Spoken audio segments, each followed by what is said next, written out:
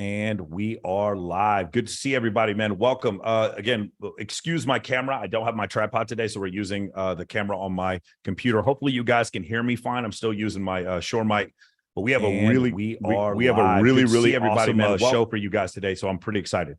A lot of stuff coming up. For those of you who have been paying attention, we just had the biggest bikini competition in the world last Friday at Wet Republic. It was absolutely incredible, man. I'm super excited. I'm really pleased that I get to be a part of stuff like this, man, because that was awesome.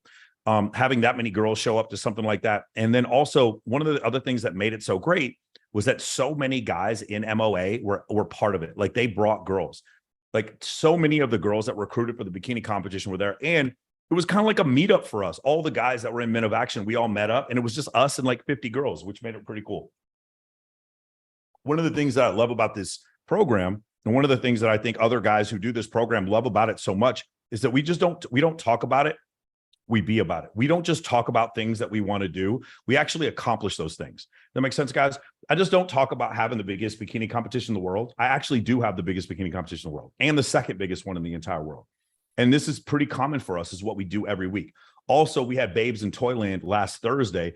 Babes in Toyland, we raised several, we have several tons of supplies that we sent to troops overseas.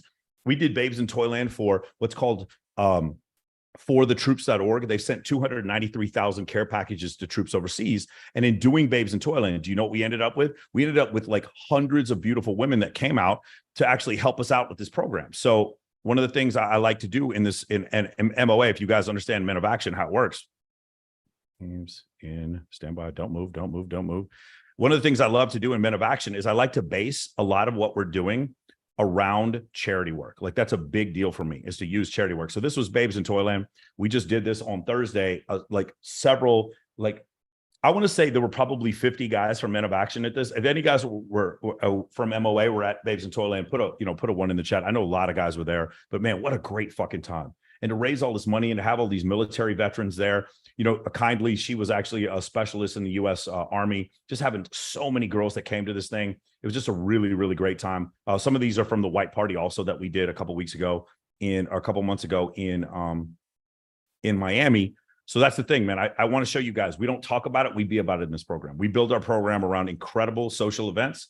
We build a program around having incredible charity events and beautiful women that come to these events. That's just what we do in Men of Action. That's part of it. We also teach a leadership portion, and we teach networking.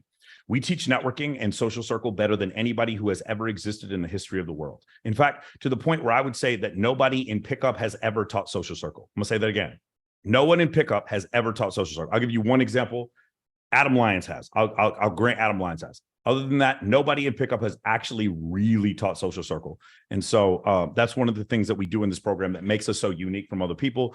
And we just created a brotherhood in this program. So I really want to say I appreciate so many of you guys showing up to the bikini competition, showing up to the Swimsuit USA preliminary that we did the other day, and showing up to Babes in Toyland to help us raise money for troops overseas. That was fucking awesome. Coming up in the future, you guys already saw I released my interview with Brad Lee that went really well. I had my debate with Zerka recently that a lot of people have been talking about. I had my debate with Destiny that I did on Fresh and Fit. Destiny and I have been collaborating. We're probably going to do something here together. I'm trying to get him on the phone today because I'm going to be debating Nick Fuentes over some of his views on Saucecast. That's going to be on Thursday. On Wednesday, I'm going to go on Fresh and Fit, most likely with just me and Justin Waller. And then on Friday, I'm going to go on Fresh and Fit again. And we don't know. It's going to be Ryan Fuentes, or it's going to be Ryan Dawson and or Nick Fuentes possibly. And I even said, hey, man, can we invite Destiny? For some reason, there's a falling out between Destiny and Nick Fuentes, so I don't know if that whole thing is going to work. But hopefully we got some really good content for you guys coming up. And if you guys saw, I just did another episode of Whatever Podcast last Tuesday, and that was a great time. And that was a really good time. And Brian Atlas is a really good guy to work with. So if you guys have any questions about that, let's go over that. Mainly, for those of you who are new to Men of Action, what this program is we teach networking like it's an evolutionary adaptation. So all the stuff you've ever heard about networking, sales, all that kind of stuff, we break it down to the science of evolutionary psychology. And then we have all these explicit real world examples of how what we do works. And then there's 500 guys or 600 guys now in the program, and they give testimony about how what they did works. If you guys don't want to join MOA, that's fine. That's why we do this free call. If you guys want to join our free school server and you never join our stuff, that's fine. By the way, if you do that, you can still come to Babes in Toyland. You can still come. Guys, come to the bikini competition, haven't joined MOA. We don't care. Come, hang out with us. We just want you guys to see that we're the truth. I love skepticism. I love the fuck out of skepticism. I want you to not believe that what I'm saying is true. I want you to believe all the bullshit that you hear and then let me prove it to you. I have no problem proving it to you because I'm a former US military officer. We believe in integrity first, service before self, and excellence in all we do. And I will not lie, cheat, or steal, nor will I tolerate anyone amongst us who does. That's the ethos that we have in this company. So I look forward to anybody's skepticism. I hope if you guys have any friends that are like, no, man, social circle is bullshit. It's all about cold approach, or Michael Sartain's a fraud, or Russia's going to win the war. This whole thing is a bunch of propaganda, or any other thing you guys want to talk about. Because you guys know I debate flat earthers. No, Michael, the earth is flat. Whatever you have buddies that want to come on here and debate me. I accept all comers, all challengers all day long. And I like to bring them here on this Monday call so we can handle this all at once. Also, if you're new to the program and you have any questions about anything to, do in your life, mainly having to do with the fields of psychology, dating, business. I don't teach a business course specifically. It's not a make money course, but if you take my course, we will explain to you how our sales funnel works. The other thing I want to explain to you, again, it's not a business course. Do not join Men of Action specifically to try to make 100K a month. This is not what Men of Action is for.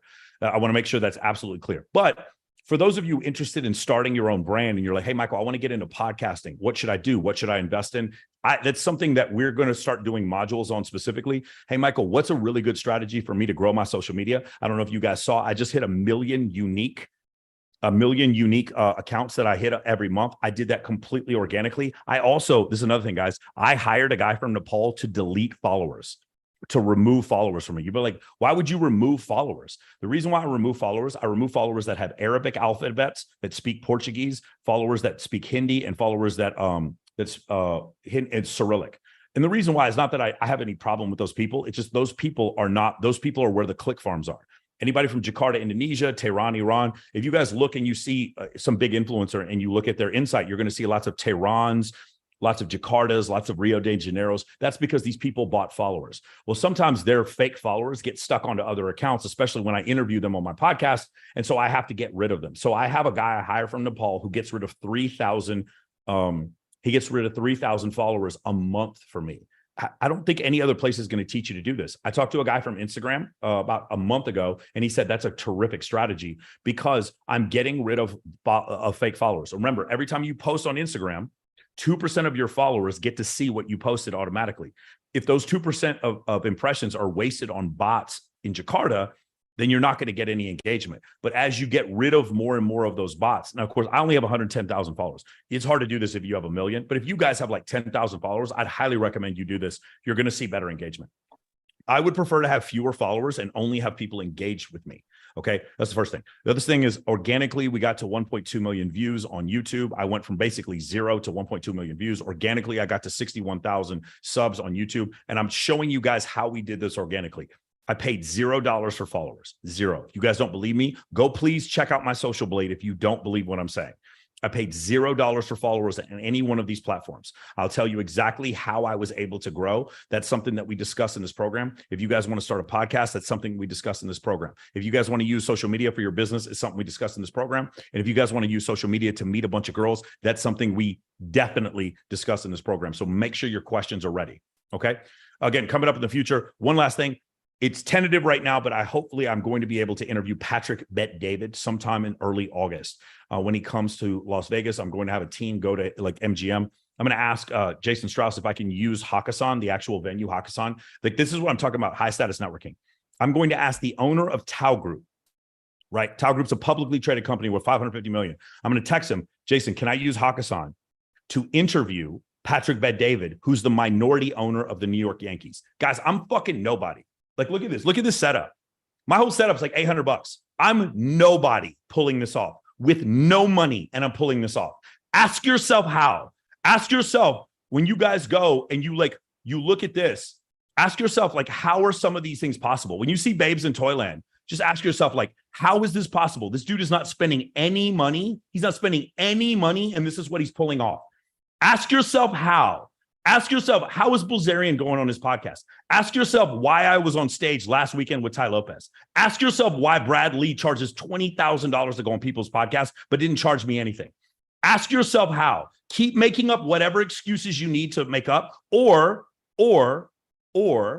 stay on the fucking call, ask your question, and then we'll discuss it. We'll explain exactly how all of it worked. Okay? All of it. How was I able to network? How did I throw a 4th of July party at a billionaire's house? He invited me to come there. How did I do that? He's the owner of Wish, the founder of Wish. How was I able to pull that off? If you guys have any of these questions, I will go meticulously, step by step. It is 4:24 p.m. Pacific time. Motherfucker, I will go 7 hours until all of your questions are answered. Bring your skepticism to me. Bring your skepticism. Tell anything you want to say about how I fucked this up and I'm wrong about this. All of it. Like, make sure you bring all your skepticism to me. Now, there's going to be some haters on here, and I'm inviting the haters. One other thing, I have to turn the mute thing off.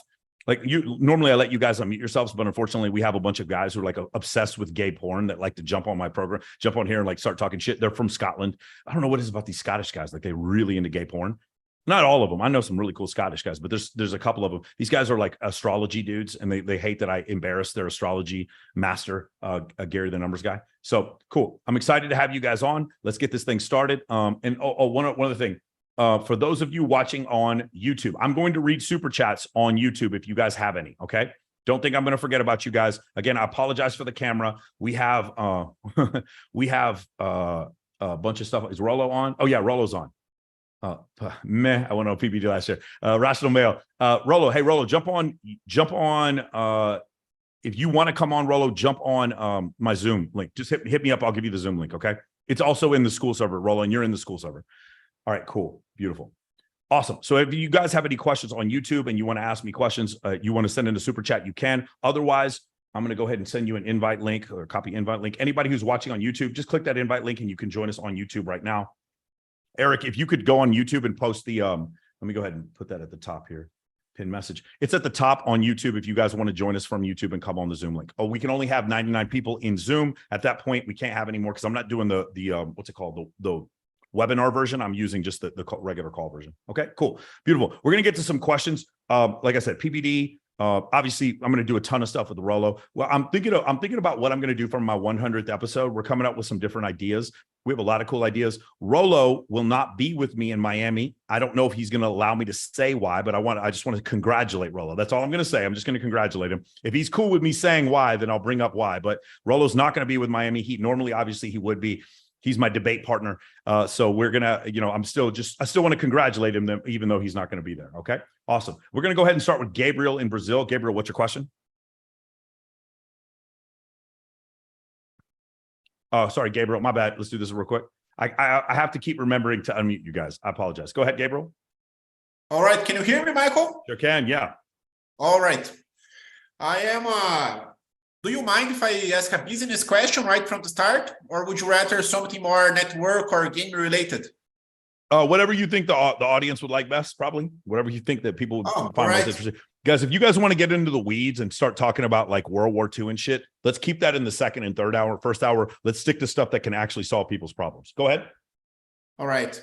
I am a lawyer and in Brazil, and I have just reached the benchmark of low 6 figures a year. And I work by myself. I'm self-employed. I have a couple clients. And I would like to know if you have any book suggestions on how to scale the business, on how to grow. I currently have leads coming in from other clients. I have an employee that works getting leads to defend the people who are already being sued. Yeah. And I have portals that are very specific to this. So they pay outrageous amounts of money for really broad keywords like lawyer or like small complaints. Inside the site, the people fill forms that segment their questions, and then lawyers can get in touch by paying the platform. And I have these 3 channels to get leads, and I am currently at the peak workload that someone alone can do. And I would know if you have any suggestion yourself or any book suggestion. And that's it. Maybe grow the social media thing. Maybe Go ahead. I don't know. All right. So a couple things. You're going to have to duplicate yourself. So I thought the question was, how do I get more leads? But you said you're at maximum workflow capacity.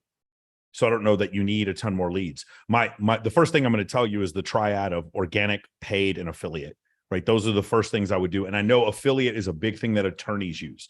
So for instance, one of my good friends here is Steve Demopoulos. He's probably the biggest attorney in Las Vegas. But number one, he doesn't litigate. And number two, he only does personal injury. So if I went to Steve would pass me along to another like place, like just say I was I don't know, I was suing somebody for something else, some civil action. He would send me to a civil litigator, and the civil litigator might pay him a fee back, like an affiliate fee. Does that make sense? Or a referral fee? You understand, Gabriel? Do you pay a referral fees? That's the first question I have for you. Oh, sorry, Gabriel. Oh, you muted yourself. Sorry. Go ahead. I have currently one or two partners on that, but it's not something I have put too much energy into. It's more like, oh yeah, like that would be cool, and let's make it. Then we make a contract. It's not something I have put energy into, but I get what you're saying. So it doesn't have to be other attorneys. So think about it in the case with Stephen Demopoulos. Steve Demopoulos, and by the way, the first thing I'm going to recommend for you is because he's the most successful attorney I've ever seen go for. Like 5 years ago, Steve Demopoulos was like a bartender, and now he's got like 4 Bugattis. I need you to look. The guys I want you to look up is number one, Steve Demopoulos. I need you to look at how Steve Demopoulos does his advertising. I need you to see how Steve Demopoulos does his organic on social media, both his page and his page for Demopoulos Law Firm. And I need you to see how he does his paid ads and his affiliates. Okay. That's something you need to investigate. Number two, I would look up Brazilian attorneys on TikTok, and I would like the hashtag Brazilian attorney or whatever city you're in. And I would try to find like viral content that's made in your field. And I would try to copy some of that on TikTok. Some of it might even be funny. There's this really funny divorce attorney I follow. The guy's great. He's hilarious. I love following him. I'm not getting divorced. I'm not even married, but I love listening to this guy. You want to do something like that. You want to be the guy that other people follow because they like hearing your voice. I mean, that's what I'm trying to do here with Men of Action, right? With my Michael Sartain podcast. So those are the things I would recommend. But I would look at Demopoulos, because remember, one of the things we talk about in this program is always find mentors. I would start with a guy named Steve Demopoulos. The other guy I would start with is a guy in Dallas named Justin Martin. Justin Martin, he owns IJustGotHit.com. Now, both of these guys are personal injury attorneys. And I know that doesn't always get the best rap, but those guys are the best marketers. When it comes to attorneys, the best marketers are personal injury attorneys. It's not even fucking close. I would start with those two guys. I would mimic, again, I'm going to reverse engineer. What are they doing paid? What are they doing organic? What are they doing affiliate? Then I would go on social media and I would say, like, TikTok. The reason why I say TikTok is because TikTok is still organic and you can see things go viral on TikTok, whereas on YouTube, they don't go as viral. I would go on those platforms and I would say, okay, what things are going viral on those platforms? That's what I would do to grow my leads. Now, once I had my leads grown, the best book I can possibly tell you is The 4-Hour Workweek is a great one. The other one is The E-Myth Revisited. Have you read these two books? No. Okay, so the E-Myth Revisited is going to be the next book you read. It's awesome. Gracio already wrote it. So that's going to be the next book because you're going to have to replace yourself. So one of the issues we have with Men of Action is because we have a sales team. Right now, our sales team, I think, is about 8 people. Right. Like just 5. A second. It's the 4-Hour Workweek. What's the second one? The E-Myth Revisited. The E-Myth Revisited. That's the first one you need to read. The E-Myth Revisited. The reason why, like one of the issues that we've had is that let's say you're going to have a sales team. For anybody who's, put a 1 in the chat if you guys have ever had to hire a sales team. Put a 1 in the chat if you guys have ever hire or manage a sales team. Okay, cool. Gracio has. Anybody else? Okay. For a lot of these online businesses, you're going to have to do this. One of the things you're going to learn is that initially when you start off and you have a small number of people, and some of the people in your sales team are like zealots, like they really believe in your product. Like all the guys on the MOA sales team have taken an MOA. So if you have guys who like really believe in your product, like Tristan's a great example. You guys, any of you guys, Tristan's been on these calls. I mean, he's a terrific example of what I'm talking about. Let me see if I can pull it up real quick. Tristan, let's go here, and here. Okay, so this is Tristan, right? When you see this, Tristan doesn't just sell MOA. Tristan lives MOA. And the thing is, when you see this, you have to understand when he gets on a call, if you have a sales guy like Tristan is not on the call trying to sell you. Tristan is trying to fucking save you. Tristan like believes in this program so much that that's why he's such an incredible salesperson, right? But what does Warren Buffett say about when you have a company, it needs to be run by a what? Because it probably will. Does anybody remember the Warren Buffett quote? The Warren Buffett quote, you guys should look it up. He says, you need to build a company that can be run by an idiot because at some point it probably will. Okay. You can't have every person on your sales team be as good as your main salesperson. You can try, but it's hard. And that's one of the things you need to understand is like when you duplicate yourself, you need to put processes in place so that people who are not as good as you are able to like train and then catch up to what you're able to do. Does that make sense? That's going to be the hardest part is delegation. Because initially, when you get more people to give you back your time, you're actually spending more time. Does that make sense? Whenever I train a guy to coach, like Anthony DeRico, if you guys knew how much work, Anthony DeRico and I did, especially with all the events he threw and all the stuff that he learned from Men of Action, if you consider all that time that was put into it, that was a lot of time we put into Anthony, but Anthony takes some work off my plate because he's a coach. Same thing with Godwin, same thing with the other networking coaches. And so that's one of the things that you're going to have to do is you're going to have to learn to replicate yourself, but not everyone is you. And it's really hard as a leader to grasp that point, especially when like you're training. I'll tell you when it's really hard, when you're a flight instructor and you're training a guy to fly the airplane and you're getting really impatient. And at the same time, he could kill you. At the same time, he could kill you. Like you're going down, what's upwind, whatever, turning base, turning final, and he still hasn't put the gear down. And you're just looking at this kid. You're like, fuck. I want to say something to him, but I want to see if he catches it. But if he doesn't catch it, you're all going to die. That's what it's like. And it's so stressful, dude. It's super stressful. But that's what you have to do as a leader. You have to let people lead. You'll notice that a lot of times I'll have, well, you guys won't notice this. I don't know why I said that. So my partners will have discussions and my partners will have questions for me, like about buying a new program. We just bought another program yesterday for $50,000 that we're doing to train us and to train our people. And then also it's a headhunting firm. They find people to work for us. And $50,000. And initially, my initial response is, no, save money, always save money. And then I talk to the guys and they give me this really convincing argument. And I realize, no, my job is to fuck around on YouTube. My job is to go on these different podcasts. My job is to fulfill the clients. My job is to keep throwing events. My job is to show you that the hottest girls are down with MOA. That's my job. My job is to get the biggest guests. That's my job. Their job is to handle the accounting. Their job is to handling the back end. So if that's what their expertise is and they tell me to do it, I have to let my leaders lead. You guys understand? And it's so fucking hard. If any of you guys have ever had like a teenage son and like had him drive the car while you're in the passenger seat and you're just watching him drive and you just want to help him. Or if you guys have ever played a video game and you like let one of your like little nieces or nephews play the video game and they're just fucking up and you just want to grab the controller out of their hand. That's what happens when you try to train people to replace you. It's really hard, but you have to get over it. And if you want to learn about that, that's in the leadership component. The leadership part of Men of Action is where we talk about that. Not having a single point of failure in your company, having plan A, plan B, plan C. Those are things we talk about in Men of Action. Let me say this one more time so my sales team doesn't get mad at me. Men of Action is not a make money course. Can you learn the things that teach you how to become an incredible networker and make money with it? Of course you can. Men of Action is also not a dating course. But if you go out to one of our events and there's 70, 80, 90 girls there, is there a chance you're probably going to get laid? Of course. But we're not going to guarantee any of that for you. That's not what this course is about. This course is about building networking as it is an evolutionary adaptation. Networking, evolutionary psychology, leadership, and then the ability to use social media in order to grow your brand. That's what we teach in Men of Action. Basically, for those of you who come from the pickup community, this is the alpha social circle program that has ever existed. No one can even do 50% of what we're able to accomplish in this program. Cool. Did that answer your question? Beautiful, man. E-Myth Revisited. Tell me about it. 2 weeks when we come back on here. Tell me what you thought of that book. Jack, I'm going to put the spotlight on you, Jack, and then I'm going to unmute you. Hi, Michael. Jack, can you hear me? What's going on, man? Good to hear from you, brother. Good to see you again. So my question is in a similar vein as Gabriel's, although I guess it's a little further back in the whole pipeline.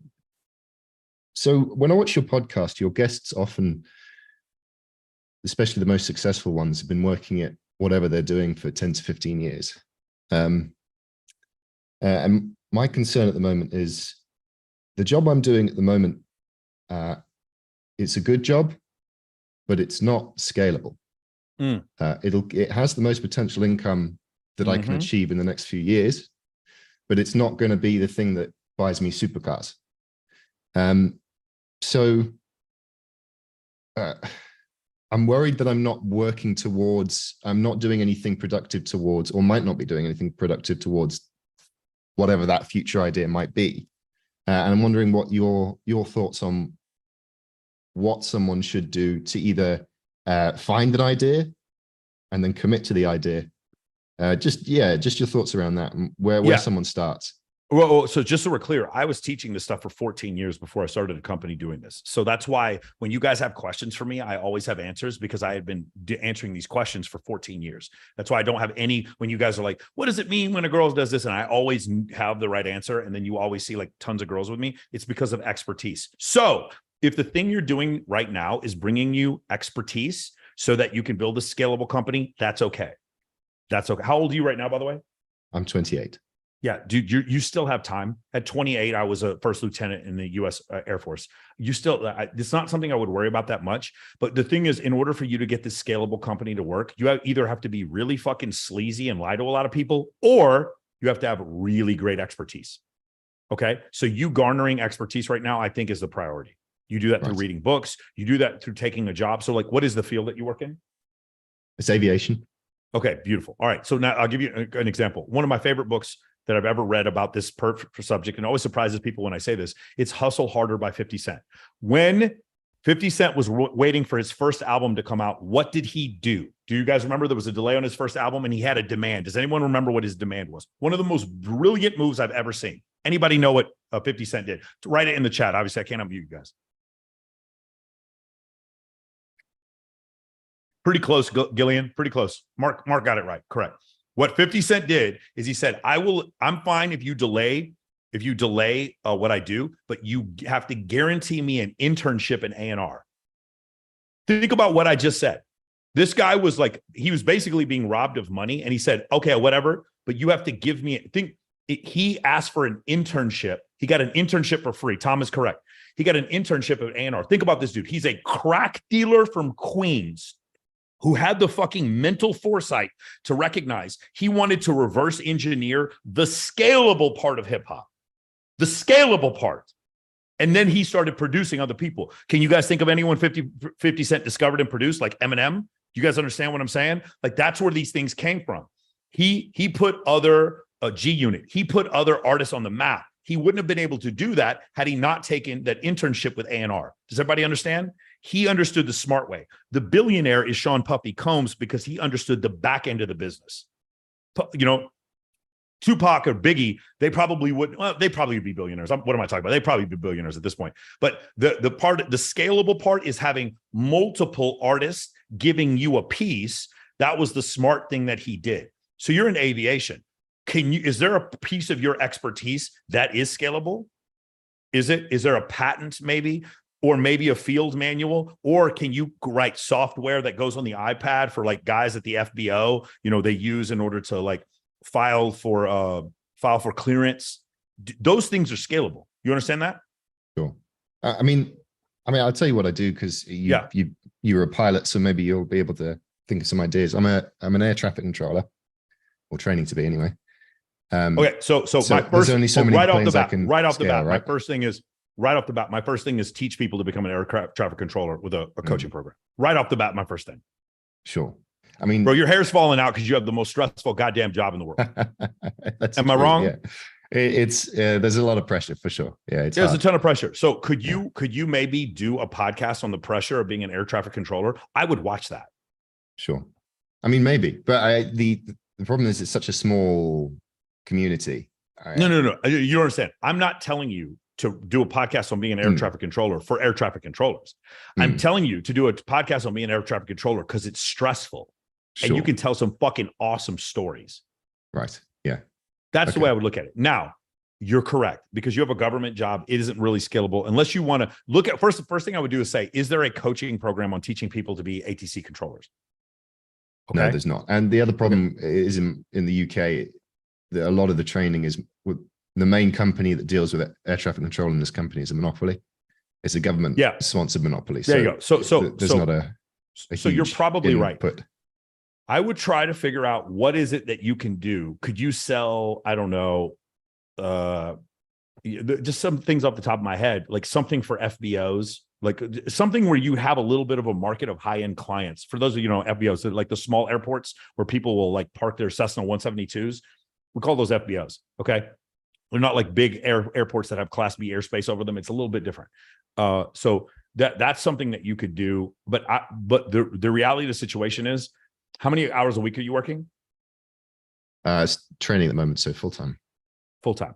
I have the same idea for transition for almost everybody. Any of you guys want to write this down? You're like, hey, Michael, I want a job, but I want to switch to another job. Here's how you do it. Okay. If you have free time, then you do Uber Eats or Grubhub, drive in your car and have these motherfuckers in your ear. I know some of you guys are into the blue blocker shit and you think this is causing cancer. Then put the headphones in, whatever you need to do. Have these in your ear and you need to grind through 50 or 60 books on e-com or whatever the specialty is that you're looking for. You need to grind through courses on Coursera, courses on the Khan Academy, and then you need to go through YouTube videos by experts and then listen to audiobooks. You with me? I'm talking 1,000 hours a year, like maybe a year of just grinding through this while you're doing Grubhub or Postmates. Now, I'm not saying you need to do that, but I'm saying for a lot of guys during COVID did that. And then they came up with incredible businesses afterwards. I am a huge proponent of the job you can do while being educated while you're doing the job. A huge proponent. I listened to hundreds of hours of audiobooks while I was flying over Iraq and Afghanistan. I'm not exaggerating. Hundreds of hours of audiobooks while I was over Iraq and Afghanistan. So that was something that I did because we would just be flying racetrack patterns waiting for the receiver to come up. So that was something that I did. I'm a big proponent of that. Educate yourself. Then you need to find a level of expertise. And then once you have that level of expertise, you have to say, what is the problem that I can solve that is scalable? You're right. With the ATC thing, it's probably not super scalable, but that's going to be the answer. You also have a certain technical skill set. It means to me, like for me, I think that if you, it's not a job you can do anymore, but like a pit trader, I think that's a job you could do pretty well. If you're an ATC controller, I think being a pit trader would be something you'd be good at.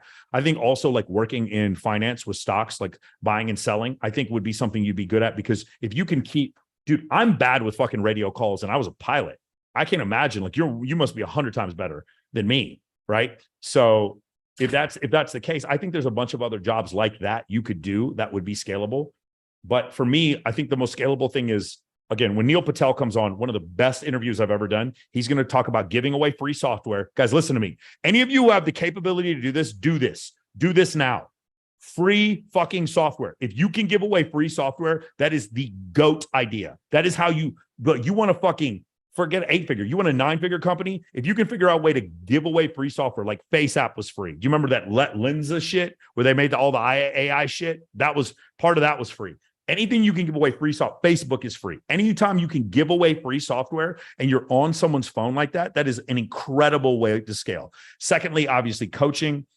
Or maybe not strictly coaching, but like consulting. That's another thing that you can do that's scalable. And then, there's a bunch of other things. Chat bots are a new thing like that. There's a bunch of different ways to be scalable. Selling like actually merchandise. So like selling actual physical products. That's something kind of messy. Drop shipping. That's something kind of messy. I don't really like physical products, but if that's something you want to get into, that's something else you can get into.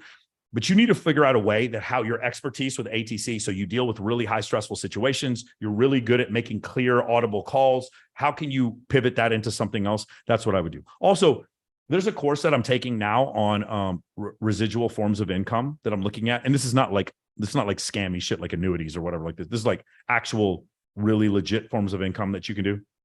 Like buy one house and borrow against that one house to get a second rental property type shit. And there's a lot of stuff there that you can learn as well. But for me, the only suggestion, because I don't know your specific situation, is I would get into a situation where I can listen and try. Obviously, you can't do this while you're working as an ATC controller, but get in a place where you're constantly listening while you're eating, while you're in your car, while you're in the gym, listening to audiobooks and courses and YouTube videos that can help you get to your goal. Find a section, a portion of expertise, and then figure out what problem you can solve. That's how you're going to build a scalable business. Does that make sense? Okay. Yeah. And by the way, Jack, here's the other thing. If I tell you what to do, then it's gone. Like the minute I say solar's flooded. Do you understand? The minute I say, so guys, go into solar, solar's flooded the next day. The minute I say real estate's flooded the next day. I can't tell you, I can never tell you the specific thing. You have to find the problem to solve. If the problem to solve was easy to find, anyone else would find it and then they would crush you. Okay. I'll just tell you right now, like Amazon FBA, I think is a really good business model, but it's becoming harder and harder, and it's going to become progressively harder because as Amazon sees those extra dimes and nickels being funneled off to those FBA businesses, they're going to figure out ways to pull those dimes and nickels back into Amazon. Do you understand what I'm saying? I've said this before. I think there's going to be a point at which OnlyFans has specific OnlyFans designated agencies that can manage OnlyFans clients. And if you are part of that agency, you get a discount, and the agencies are monitored by OnlyFans. And if you try to get girls, like some pimp in Miami to manage a bunch of OF girls, he's not going to get the same discounts as that guy. Like, I think OnlyFans is going to start undercutting their agencies. That's what I think that is going to happen next. That's how businesses work. That's how businesses work. We want to do the opposite with MOA. Like, if you guys know, if you guys are an affiliate, by the way, congratulations, all the affiliates, record month with the affiliates. The reason why we did $168,000 in 1 week because of affiliates. Thank you guys. And all you guys who've chosen to be affiliates for us, we are trying to get you paid. We're trying to actually help the affiliates more. We're coming out with a low ticket program here pretty soon. Once we come out with a low ticket program, it's going to be priced around what Hustle University was priced at. And when we do that, we're going to be giving, we haven't figured it out yet, but it's either we're going to be giving 50 or 100% of the first month back to the affiliate. That's what we're going to do. And then residual will come back to us. We're going to try to get affiliates paid.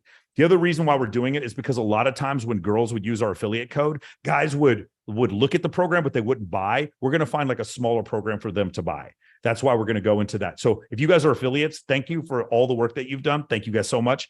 And we're going to really try to get you paid. And eventually, I'd like to actually even increase how much we pay you. My dream is to have 100 affiliates on 100 affiliates on YouTube, 100 affiliates on Instagram, and 100 affiliates on TikTok. That's my dream to do right now. Now we're about 20. I want 100 on all three of those platforms. Let's go to the next one. Let's go to Connor. Connor, we're going to spotlight you. Connor, we're going to unmute you. Hi, Michael. There he is. What's going on there in Toronto? I've been trying to join MOA, but I've had a bit of trouble. Okay. I booked a call, and then I'd forgotten to confirm it because I was distracted by the testimonials. And then I had tried again, but this time I had confirmed immediately, but it was canceled anyway. So do you know what's going on with that? Yeah. So sometimes if you book the call outside of normal hours, they'll unconfirm it. Will you do this for me? Will you just hit up support@moamentoring.com? Support@moamentoring.com. Yep. Support@moamentoring.com and ask them about that. The other thing I want you to do is do this. Amber X. So I'm going to give you a little cheat code. Okay.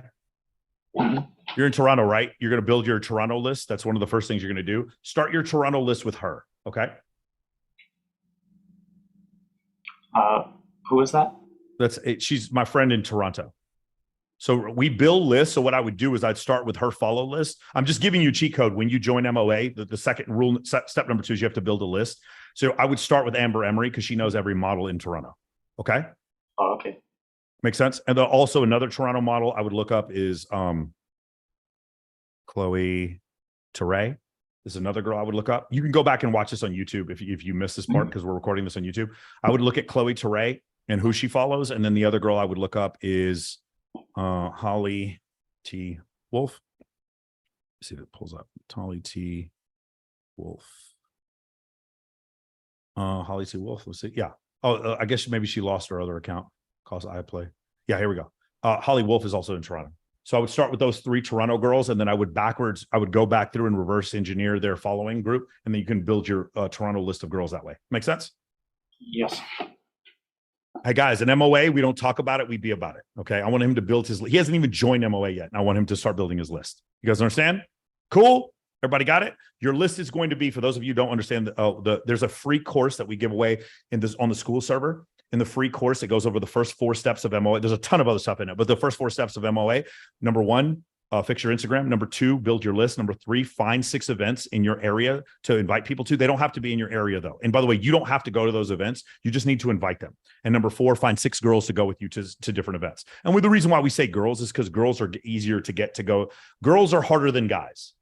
If you are trying to throw a real estate event, or if you're trying to throw an event for like podcasters, it's way easier to get guys to go to those events than girls. So if you can throw an event and get influencers to show up, that means you can, what I'm saying is if you can bench press 300 pounds, that means you can bench press 200 pounds. That makes sense? In MOA, the reason why we do so many influencer events is because influencer events are harder. When you can do an influencer event, then doing an event for attorneys is a joke. It is so, you guys will see, when you see how flaky really attractive women are, and you can get large groups of them to show up, which creates FOMO, and then you start dealing with like high status dudes who are like really wealthy, it is so much easier to deal with those guys. But that's what we do, right? It's just training. We train the hard way so that later on you can do the easy way. I want you guys, for those of you who are not in MOA, I need you to remember this statement, okay? In life, in a crisis situation, you will not rise to the level of your expectation. You will fall to the level of your training. Let me say that one more time. In a high pressure situation, you will not rise to the level of your expectation. You will fall to the level of your training. Men of Action is all about training you. It's about immersing you to be around high status people, how to talk to them, how to connect one to another, how to create content with them, how to build a network with them, how to use that network to attract women and men to come to your events or to come to other people's events, how to be a leader, how to lead groups of people. That's what we talk about in Men of Action. That's what we try to teach you. Once you do that, then what happens is you become the guy where all your guy friends meet their girlfriends through you. You become the guy where everyone gets their job through a connection they made through you. Everyone gets their clients through you. Everyone gets their mentors through you. Everyone finds their affiliates through you. Everyone gets their sponsors through you. Everyone finds their employees through you. Everyone meets their best friend through you. You become the guy. You become basically Dan Fleischman. And I know a lot of you guys don't know who Dan Fleischman is, but in Los Angeles, Dan Fleischman is the LA version of me, except he's 10 times bigger. Dan Fleischman's probably worth $200 million. Dan Fleischman, he paid out $60 million last year to influencers. And when his birthday is on August 31st it's a secret location. We can't tell anybody where it is, but you're going to see Logan Paul there. Dan Bilzerian will be there. It was funny. I actually put Andrew Tate on the guest list to come to Fleischman's birthday. Andrew was going to fly to the States and actually come with me to the party. I'll show you the messages. So that essentially what's happening. Fleischman is the guy. Everyone meets their girlfriend through Fleischman. Everyone gets their job through Fleischman. Half of my podcast guests come through Dan Fleischman. I teach you to become that person. That's what Men of Action is.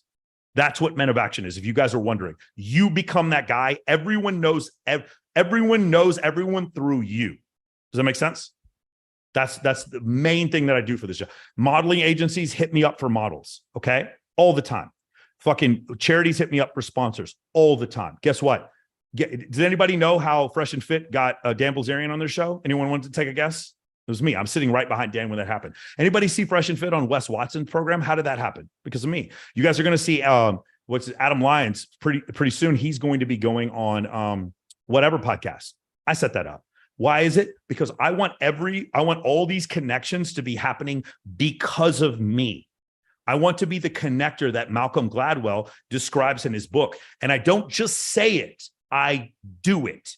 In this program, I never say, do as I say, not as I do. I say, do as I do. Does everybody understand? In MOA, we don't talk about it, we be about it. Cool? Awesome. Let's keep it going.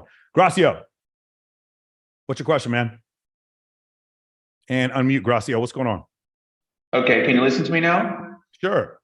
Perfect. So just for that guy in Toronto, there is a link that I put there on Instagram for to Perwas, which is a guy, I think it is in MOA, and he is in Toronto as well, and he's throwing a lot of events there, and he's a pretty good friend of mine. Let's back up one more time. This dude is from Toronto, guys. He has not even joined the course. We've already helped him build his list, and we're already hooking him up with other MOA members in Toronto. And he's not in the course yet. I just want to point this out one more time, guys. Yeah. There's 600 guys in the course right now. He's not even in the course yet, and he's already doing this.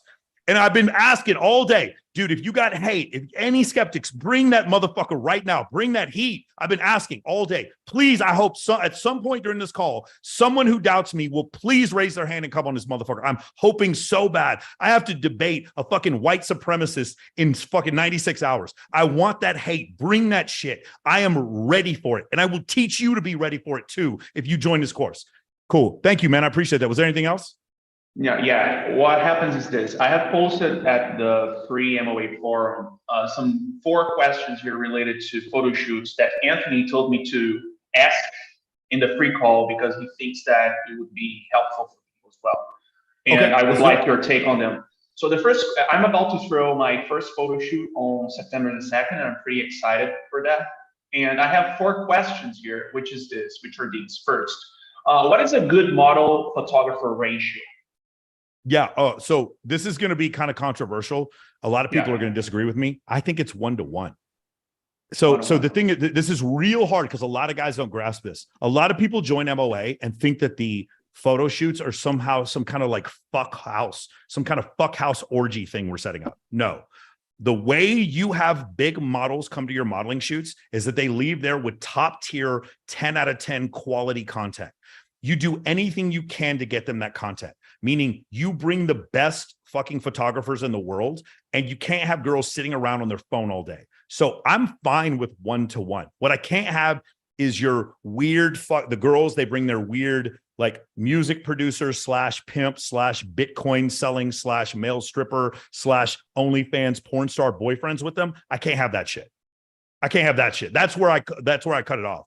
Right. But other than like, you know, the guy who's like, he's my manager and he's got cocaine on him. That dude can't come to my shit. I don't need him. But other than that, 1-to-1 is fine. Ideally, 2-to-1 is fine. 3-to-1 is good. Once you get past 3-to-1, now you're just trying to have a party and you're just trying to turn it into like a fuckhole. And I get it, because here's the thing about it. This is something that happened. And there have been other groups that basically they just come on my free calls. They take some of my advice. They take the free course and then they run with it. And they start throwing these events, and their events are solely to fuck women. They don't do it for any other reason.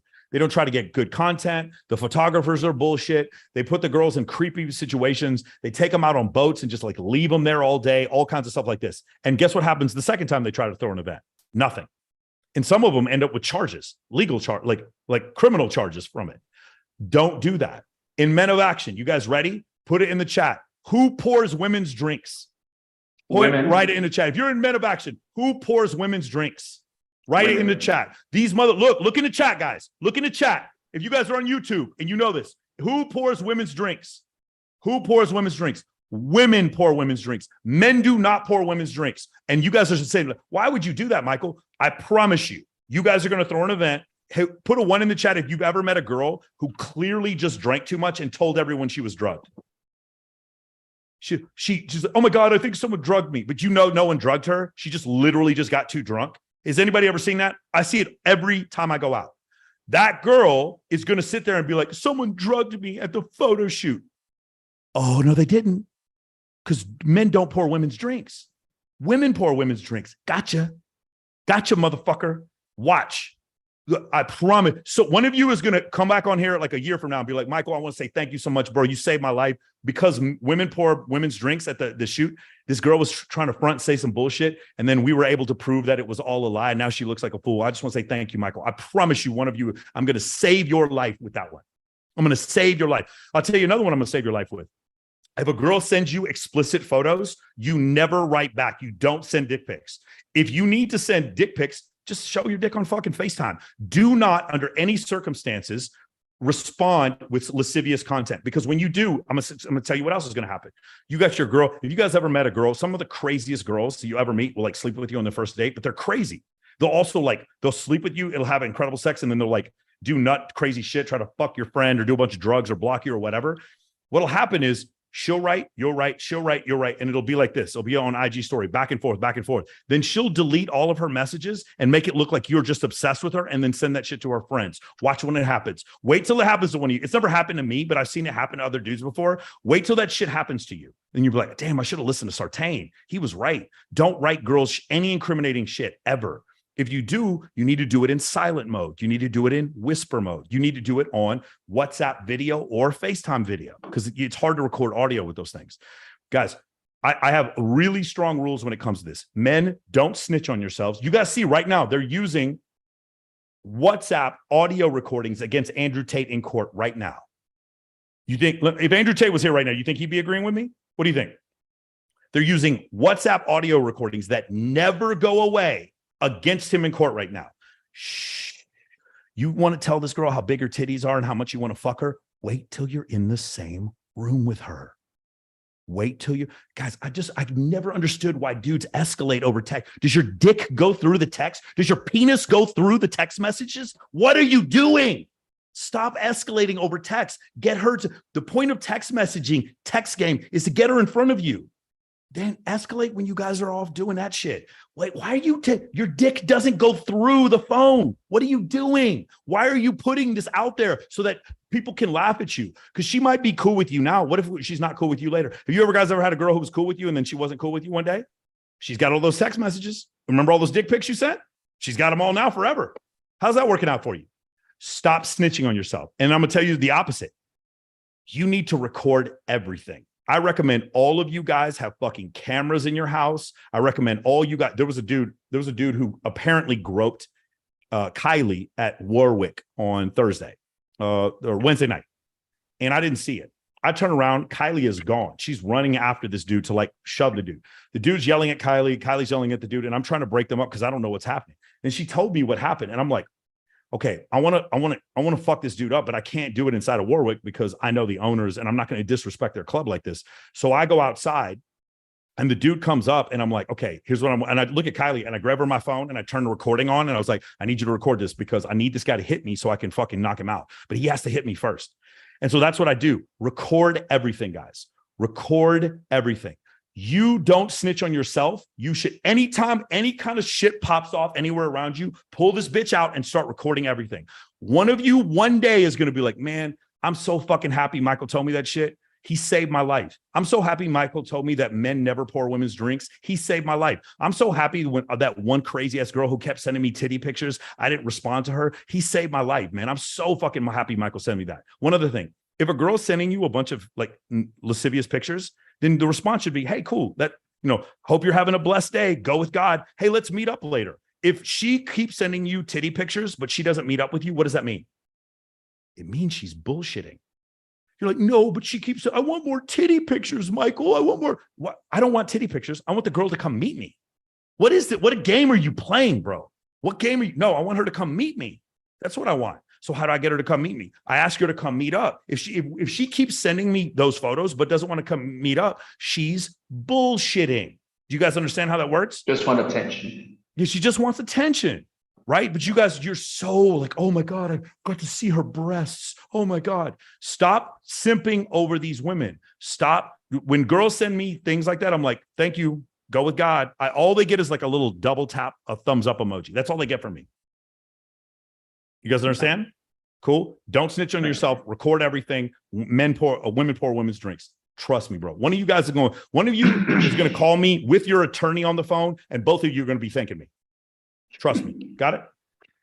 Yeah. The second question is related to the number of invitations to make, because my goal here is to get 7 models and 3 photographers. So it will be a very small shoot because the owner of the house didn't allow me to have more than 13 people. Yeah. So and you're not gonna like to hear me say this, but you need to confirm like 28 girls. And yeah, what I actually have here is a list of almost 500 of my city here in Lisbon, 500 models, and I'm wondering how many should I invite so that at the end I have the 7 that I'm looking for. Should I invite all of them? Yeah. So I would invite all of them. Like as many as I would have like a top tier list. So for me, what I do is I have hot lists, which are lists of girls that have come to my last 5 events. So I know those are warmer, right, than other girls who like haven't come to any events.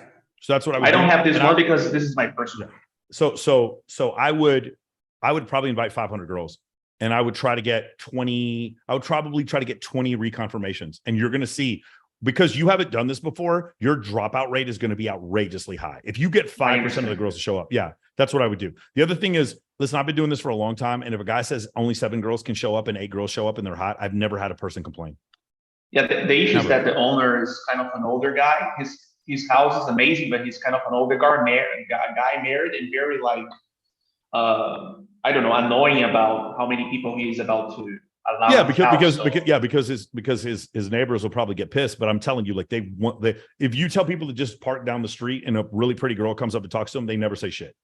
I have never had a situation where we had too many girls show up to something and I wasn't invited back. 100% of the time I get invited back. All right. Okay. So guys, I'm gonna say this, and people are gonna argue with me, and you're just wrong. There's no such thing as too many girls. I'm gonna say it again. There's no such thing as too many girls. I'm gonna say it a third time. There's no such thing as too many girls. I don't care what they told you. I have never had a situation, Michael, we only had room for 10 girls and 20 girls showed up and the police showed up and we got arrested. I have never seen that happen. Ready? Here's another thing. There's always such a thing as too many guys. There's way too many guys. If you have 30 girls showed up, guys, I've told you this before. If you want 100 girls to show up to your party, it's really easy. Just make sure you confirm 1,000 women. You'll get 100 girls to show up to your party. If you want 100 guys to show up to your party, it's really easy. Just confirm the 100 girls and don't invite any guys, and 100 guys will show up to your party. Dudes are like cockroaches. I hate to say it like this, but like when it comes to parties with hot girls, dudes are cockroaches. They will climb under barbed wire to see their girl that they have a crush on at some party. Dudes will do. You do not need, I've said this a million times and I will keep saying it. You don't need to invite guys to parties ever. They just somehow show up. No matter what, you will sit there and be like, Michael, we have 50 girls confirmed. Cool. 12 of them will show up. Michael, I didn't tell any guys. For real. How many guys you tell? Well, I told like 3 guys. Cool. You're going to have 50 guys show up. You have 12 girls and 50 guys. Dudes are cockroaches when it comes to this shit. Not all, obviously, I'm not saying all men are cockroaches, but you understand what I'm saying. If you've seen the effort at which men will fight to try to sneak into Bulgarians' parties, some guys have made videos on it. It's like nothing. They literally had to have fire hoses to get people off the property. And all of the guys that were guarding Bulgarian's house had loaded shotguns. In order to keep the ratio at 7-1, that's how hard it was. There were huge fights out on the street of dudes trying to get in to see their girlfriends. It was incredible. Dudes will do anything to get into these parties. You do not have to invite them. One rule I have for my birthday is I usually invite around 1,700 girls to my birthday party. It's crazy, right? And I usually have like 200 girls say, I would like to come, but a lot of them are like, I can't come. And then I'll have 50 girls show up. You guys saw my last 2 birthday parties. I had around 50 girls each time show up. When they show up, one of the rules that I have is I tell no guys about the party until 24 hours before, and I only tell 5 guys 24 hours before. And even though I tell 5 guys 24 hours before, I end up with 20 dudes at my birthday party.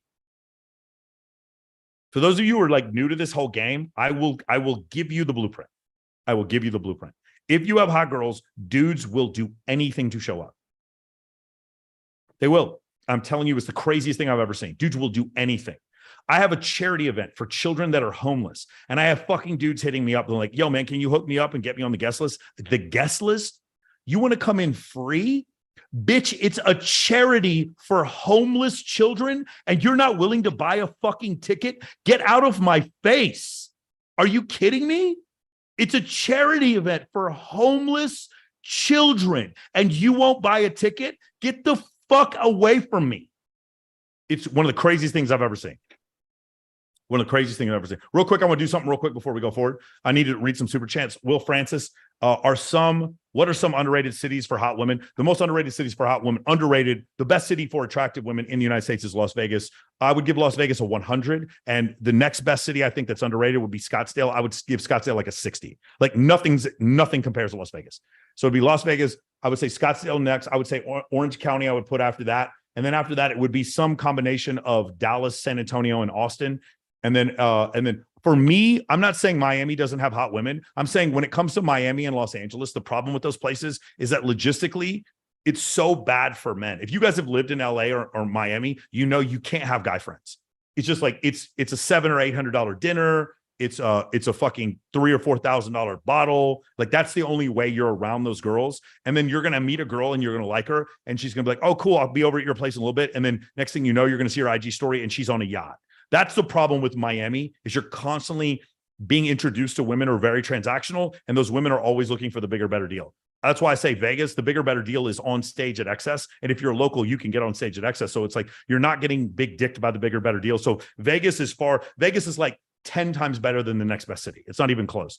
And then I'd say it would be Scottsdale. Then I would say Orange County. Then I would say maybe like, you could say like Tampa, Dallas. They're all cities that have a lot of sunshine and bikini competitions because hotter girls live in southern cities.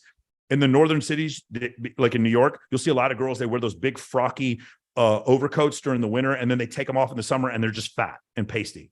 They have pretty faces though. They're real pretty faces, but they're just fat. A lot of, also, if you notice, like the New York, like hot girl scene is extremely young, 19 years old, very tall, Swedish, Norwegian, which sounds great, but like they don't go to the gym. They all smoke cigarettes. And by the time they're 25, they're all fat.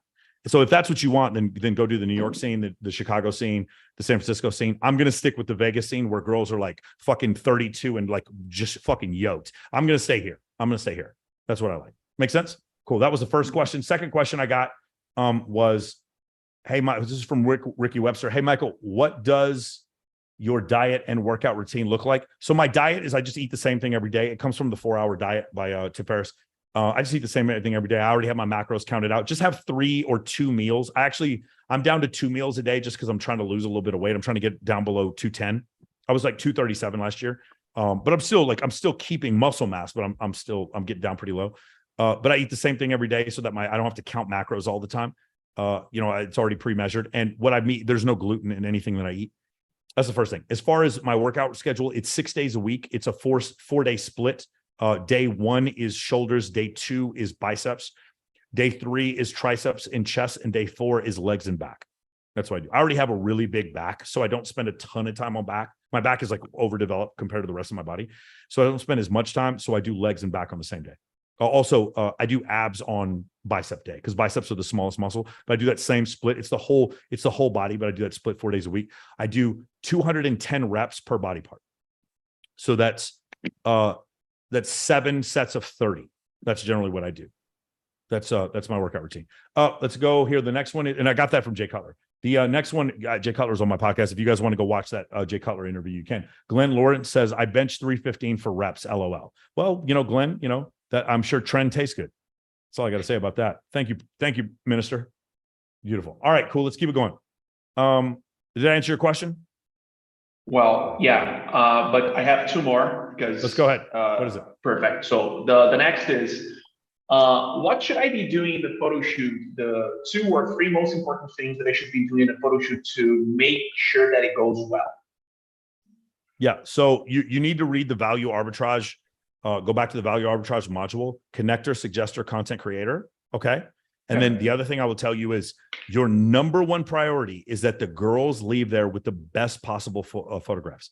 If you are consistently having photographers that take great photos, but never deliver to the girls. And when they do, they're like, hey, come over to my place, lay on my bed while I edit these photos of you. Don't invite that dude back and let him know if you don't give the girls their photos, we're not inviting you back. They should already leave the photo shoot with photos or. Oh, no. Because most photographers are not going to let you take photos that are unedited of them and give you raw. Of course. Most photographers won't give you raw. So they will need some time after the photo shoot to deliver a photo, right? And I need to make sure that the photos are delivered. Yep. Mm-hmm. Perfect. And the last question make the super attractive high status models leave there with value and content. You will have the best photo shoots of all time. Perfect. And the last question is, what food and drinks should I have at the photo shoot? Oh, it's up to you. I mean, you're in Lisbon, bro. I can't even begin to. I have no idea. Like for you, like I mean, it's just whatever you think it is. I will tell you this: girls love the shit out of pizza. I don't care what they tell you. Like I cannot tell you how many photo shoots I've had where all we had was pizza, and the girls were so fucking happy just because it was pizza. Yeah, and the drinks. Sorry, What about keep the talking? drinks? I'm sure. The drinks. I mean, but again, I'm in Vegas, so it's tequila and vodka. It's Tito's and fucking Casamigos. Cool. It's basically the same thing here. Yeah. Okay. Cool. Yeah, I know different city. Like I talked to some Australian girls. They'd never heard of Casamigos, so it's different everywhere. They'd never heard of Tito's. Yeah, tequila, right? That's it. Yeah. Mm-hmm. But no. Okay. Quality vodka, man. Quality tequila is very important. Very different. Quality tequila is very different. Jose Cuervo will get somebody sick. Okay. Jose Cuervo Blanco, that shit is what you use to clean paint. You clean walls with that shit. You don't use that to drink. You girls don't drink Jose So Cuervo. you suggest Casamigos. Casa Azul, Casa Amigos, and get the Reposado or the Anejo. That's what I would do. I would spend a little bit more for that for sure. And all these girls, poor girls. Gin and juice as well? Not really. I mean, if the type of girls you like drink gin and juice, that's fine. The type of girls I like almost exclusively drink tequila. Okay, got it. Yeah, Las Vegas is a tequila city. Yeah. Awesome. Got it. All right, man. Beautiful. Thanks. That's all. Let's go to Peter. Peter, what's your question? Hold on a second, Peter. Let me go ahead and unmute. Peter, go ahead and ask your question, brother. Oh, hey. So I'm driving. So I'm working on my Instagram right now. My question is, should I be concerned about the fact that in spite of the fact that I'm posting more higher quality pictures, my follower count still isn't growing? Like I'm following a bunch of new people at a meeting at events and stuff, but I feel like my follower count just really isn't growing. And I was just wondering, is that something that I should be concerned about? Yeah, absolutely not. No, there's not a lot of organic growth. If you want to talk about growth, there's one way to grow. Ready? Well, I'm glad you asked the question. So we're going to go over this right now. Okay. We're going to go on how to grow on social media. Got it? Here we go. Give me 1 second. How to grow on Instagram. There's one way to grow on Instagram right now. Does anybody know what it is? Write it in the chat if you guys know what it is. Reels. You got it. You're already there, buddy. And but like, I think you know that answer, but I don't think you know how strong that answer is. Hold on. Give me 1 second. Bro, this is a bitch. This is a brand new computer, and I'm having a hard time. Like my other computer, it shares to my phone super quick. Okay. Do you guys see this right here? So accounts reached. I want you to see this right here. Real quick. How many accounts have I reached in the last 30 days? Just read it out loud. 782K. No, it's 819,000 accounts reached. You see that? Are you looking at my screen? Oh, yeah. Okay. So 6.2 from ads. Sorry, That's I'm driving. okay, cool. Got it. And impressions is about 2.7 million. All right. Got it. Now let's look here. What are followers and non-followers? What does that look like? Mostly Followers non-followers. are 37,000 and non-followers are 782. So one more time, I'm going to say this for the 100th time because so many of you don't believe me. Over 90% of my engagement comes from people who don't follow me. I'm going to say it a second time because you guys are really hard-headed. Over 90% of my engagement come from people who don't follow me. One more time for those of you who are having a hard time with this. Over 90% of my engagement come from people who do not follow me, which means you have to keep fucking posting. Now, let's look at the engagement via posts, reels, and stories. Where does it look like most of the engagement comes from? Reels. It's not. Is it close? Is it even close? Nope. Is it 10 to 1? It's almost 20 to 1. It's reels followed by reels, then reels, more reels, then reels, followed by reels, reels, and reels. Got it? That's the answer. Okay. The reason why we're having you post those photos, though, is not because of for you to grow. The reason why we're having post those photos is because when a girl messages you, you need to look competent and relevant. And 95% of you, when you join my course, do not look competent or relevant. Make sense? Yep. So not something to worry about when you post those photos. The way you're going to grow is through reels, and the way you're going to grow is through making content with other people and having them share it. Got it? Yep. Okay. Thank you, Peter. Let's go to, I'm gonna see somebody who I've never called on before. No, Ziffy, Dax, Idriso, Mark Muner. Hold on. Guys, once again, if this is your first time, and if you are not a member of MOA, forget that. If this is your first time on a call, put a 1 in the chat. This is your first time on one of these calls. Put a 1 in the chat. This is your first time on one of these calls. Same thing for those of you on YouTube. Beautiful. It's your first time. Cool. Those of you who are like writing first, I need you guys to ask a question. Please go down to the bottom where it says reaction, and you're going to say raise hand, and I'll call on you. Don't worry about wasting my time. Don't worry about how, like, some of you guys are like, man, I had this question, but he's intimidating me. A lot of you guys say that. It's like when you get on one-on-one calls with me, you get really quiet. It's good. That means get used to this. Get used to talking to people who maybe intimidate you so that you can get over it. So your autonomic nervous system doesn't cause your throat to constrict and your palms to sweat and your eyes to dilate. We need to get over those feelings. We need to get used to being around high status people. We need to get used to being cool when we're around high status people. Make sense? Cool. Let's keep it going. Next, we're going to go to Isidro? Isidro? Isidro, go ahead and unmute yourself. Yes. How you doing, Mike? Thanks for taking What's going on? For sure. Yeah, so first week in MOA, loving it. I'm already enjoying like the content and the connections that I'm making. As soon as I started joining and started learning a little bit more, I realized that you can use this, like you mentioned, you know, as a networking tool that you can build off of a lot of other things.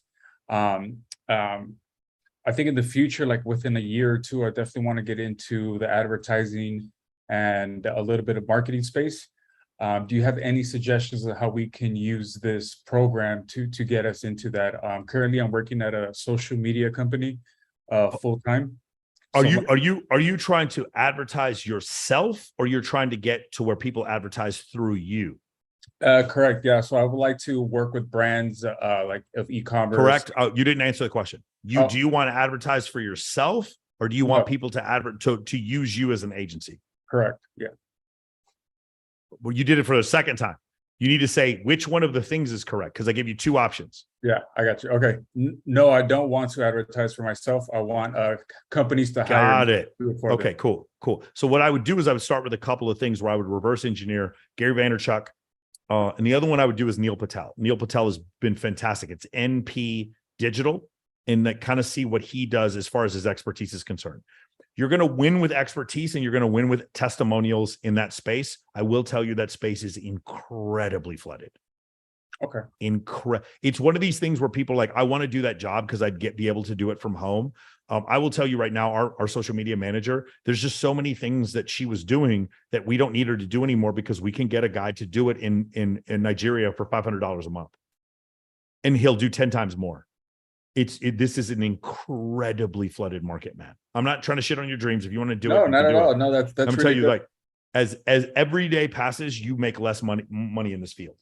I'll just tell you that right now. So let's say, for example, I was pitching you and, you know, as a potential customer, and I said, hey, Mike, you know, I wanted to do something for you. So I wanted to do a campaign for you. I wanted to do, you know, photography and video where I don't need that. We would push it on like multiple channels. I already have multiple channels. That's not going to help me. I'll tell you what I need if you want to know. Sure. Cool. I need you to make 20 to 30 affiliate accounts on TikTok, on Instagram, and on Facebook each. And I need each one of them to collate my content. I'll give you a what's it called? A Dropbox link with all of my content in it. I need you to cut that content up. I need you to make your own clips. And then I need you to feed all that traffic back to my main channels. I need 20 on each platform. You do that, maybe I'll give you 15, 20 grand a month if you did that. Interesting. Okay. Mm-hmm. Yeah. Great. Okay. Yeah. Thank you. And also, here's the other thing. You're probably going to have to do it for the first month for free. And actually, I'm going to have to see just to prove that you aren't doing these aren't like fake affiliate traffic, fake bot traffic. I'm going to actually have to see sales come through your codes. Interesting. Okay, bro, it is. We've done this, and just from explaining to them, is like, we're going to give you an affiliate code, and if clients don't come through your codes, then we're not gonna hire you. We've done that before, and everyone drops out because they're all buying traffic. They're all buying traffic. So that, like, I'm like, no, we're not. You can't buy traffic with us. Your new traffic has to lead to sales, or we're not interested. Really great message you're going to hear when you hear the Neil Patel interview that comes out this Wednesday in 2 days. Neil says, your job is not to optimize on SEO on Google. Your job is to increase revenue. Your job is not to rank #1 for a keyword. Your job is to increase revenue. Your job is not to go viral on Instagram. Your job is to increase revenue. Got it? Yep, absolutely. That's it. Thank you. Beautiful.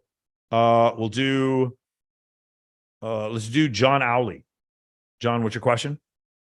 And John, give me 1 second so I can, you're unmuted. John, go ahead. Hey, Michael. So yeah, I talked to you maybe a few weeks ago, and I fixed my Instagram, and I built a list recently. And so I did mention last time that it was hard to find events in the Scotland area. So I have a friend from London. He's in MOA, and he's having a charity event. So I'll be inviting girls to that, and I was wondering what kind of IVE should I be looking to get at this charity event? Oh, great question. So let's go through, I'll do this real quick. Let me just pull this up. Dropbox.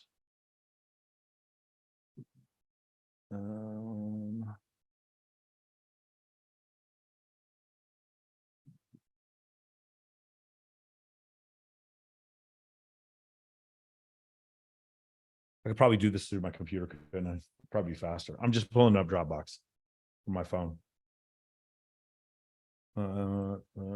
8, 9, 10. Bro, I don't understand. Why does this take so long? Why does Zoom progressively get worse every year? Like Zoom has less things it can do.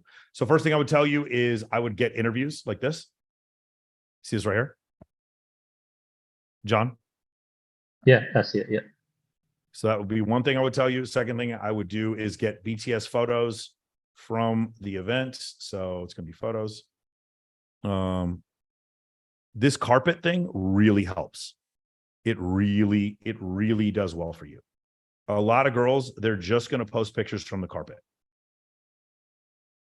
Do you understand? Yeah, I'm not a host or anything. I think I'm just helping inviting girls. Oh no, you misunderstand. We took these photos on our own. You don't have to host anything. You just go take pictures on the carpet of girls. Oh, just take pictures on the carpet with girls. Bro, as silly as it sounds, it's such a winning. Like you talk to the hottest girl in the whole thing and be like, hey, we're going to go on the red carpet and take some more pictures. Do you want to come with us? She will literally drop the dude she's talking to, put her drink down, stop whatever she's doing and come with you. Do it, John, and tell me if I'm wrong.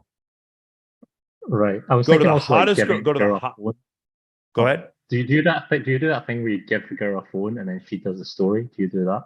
Yeah, of course, all the time. But I don't have to give her my phone. I just do the story in front of her. Like I just hold my phone up like this and do it. Oh, cool. Yeah. So just get the girls to the red carpet and we're going to take some photos because I have a camera as well. I have a DSLR camera and stuff, and I've actually helped the guys take photos for their profiles and stuff. So I think I could help with that. Maybe. Yeah, that's what I do. Hold on, let me try this again. So for those of you who are new to the program, I'm going to go over a couple of things for you real quick. So one of the key things that we do as far as like say being an opener or a way to connect the main goal that you want is open threads with as many girls as possible. So one of the key ways to get open threads with as many girls as possible is this technique right here. And it's just this opener that we do. Let me see if I can pull one up. This is from the last ones. Okay. So if you guys notice the angle that I have right here, do you see how the angle is high? The reason why the angle is high is because girls look better when their stomachs look smaller and their boobs look bigger. This is actually not a great example. Let's find another one. Here's a great example. You want high because boobs look bigger and waist looks smaller. Okay. Boobs look bigger and waist looks smaller. Also, you want to use some filter that doesn't look like a filter. This filter is called Airy Autumn, AIREY, it's autumn, Airy Autumn. The reason why I use Snapchat has better filters. Just in general, Snapchat has better lenses, so I use those. We generally do these from above. Let me see if I can find another one here. You can see her doing it too. Same thing right here. You see how she starts up high, so boobs look bigger and waist looks smaller. This is something you need to do with girls repeatedly. These are girls from the bikini competition. One more time. Here's me in a nightclub. You see it's above eye level. Always start with the girls. The girls are always touching me. I'm never touching the girls. See how her boobs are touching me? The girls are always touching me. I'm never touching the girls. The girls are always behind me. They're sneaking their heads over my shoulder. They're trying to be in. They're showing me compliance. Does everybody understand that? So the girls need to be showing you compliance. You always start on the girl. You always start with a high angle so that boobs look bigger and waist looks smaller. Got it? This is not an accident. These are techniques on how we do. These are techniques on how you're able to pull off and make some of these videos, in case any of you were wondering. Okay. Let me see if I can find one more. Here's another one right here. This was from last week. Again, boobs look bigger, waist looks smaller. I had to use a different filter for this one. I think this was probably not the right filter, but it still worked out pretty well. You guys see how the girls are always facing in towards me. Pelvis is towards me. Girls touching me. I'm not touching girls. Got it? Does everybody understand? Does anybody have any questions when it comes to this technique? That's how we make content in Men of Action. That's how we teach you how to make content. Cool. Michael, how many girls normally repost this? If it's good for me, 100% of the girls repost it. I just did one the other day and all the girls reposted what I did. Hold on a second. I have another super chat. Let me read it out real quick. This is from Jake Bushy. You've said, guys, one more time, let's use Grammarly.com. Grammarly.com before we put, you can write your message out in your notepad, put it into Grammarly so that everything is correct. You've says that attractive women don't get male self-help. Does this affect a status? She thinks men who join MOA don't have natural status. No, Jake, this is why it doesn't matter, because what you're saying is that these men are low status because they joined MOA. They don't even recognize that MOA is a thing. It's really funny because Masha Ditta, Kindly Myers, all of them, they all love MOA. They actually, because those girls do understand self-help, but most girls, like, no one's afraid of MOA because I teach you cool stuff like how to throw charity events and stuff like that. But you think that women think less of you. They don't think less of you because they don't recognize that any of what you're doing is even real. Does that make sense? It's like, do you think less of a hot girl because she believes in astrology? That's how hot women think of self-help. They don't think self-help is real, but they think the money's real. It's a long conversation. What I would appreciate though, man, I thank you so much for the super chat. I would appreciate if you click that link up at the top and actually ask the question online so I can get a little bit more details with you.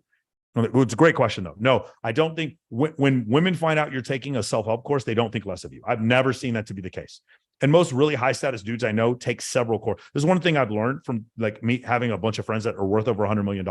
All of them either take courses or the guys in their executive staff take courses. All of them. They're always buying education. Some of them 80 to 100 grand a year. All of them are. All of them are. Ty Lopez has a girl named Itzel. Itzel spends $150,000 a year on courses for Ty. And then Ty's team takes those courses and like reverse engineers them. Everyone who's successful takes courses. So don't worry about that. Not an issue. Great question though. Did I answer your other question? Whoever I had on here live just a second ago, I forgot who it was. Idris? Yeah. You were saying the photos and the red carpet, and then the stories, which is quite good. Yeah. There's another question if I can ask. Is that okay? Yeah, go ahead. So I'm quite busy working with my business. I do a couple of eye clinics a week, and then I've go to the gym 4 times a week. So I'm pretty busy. And then I recently broke up with a girl that I was seeing short term. So I'm not really looking for a long term, I don't think. But the thing is, I think the question is around I feeling a bit isolated because I had 3 close friends, and like all of them are leaving to their doctors and they're leaving to Australia.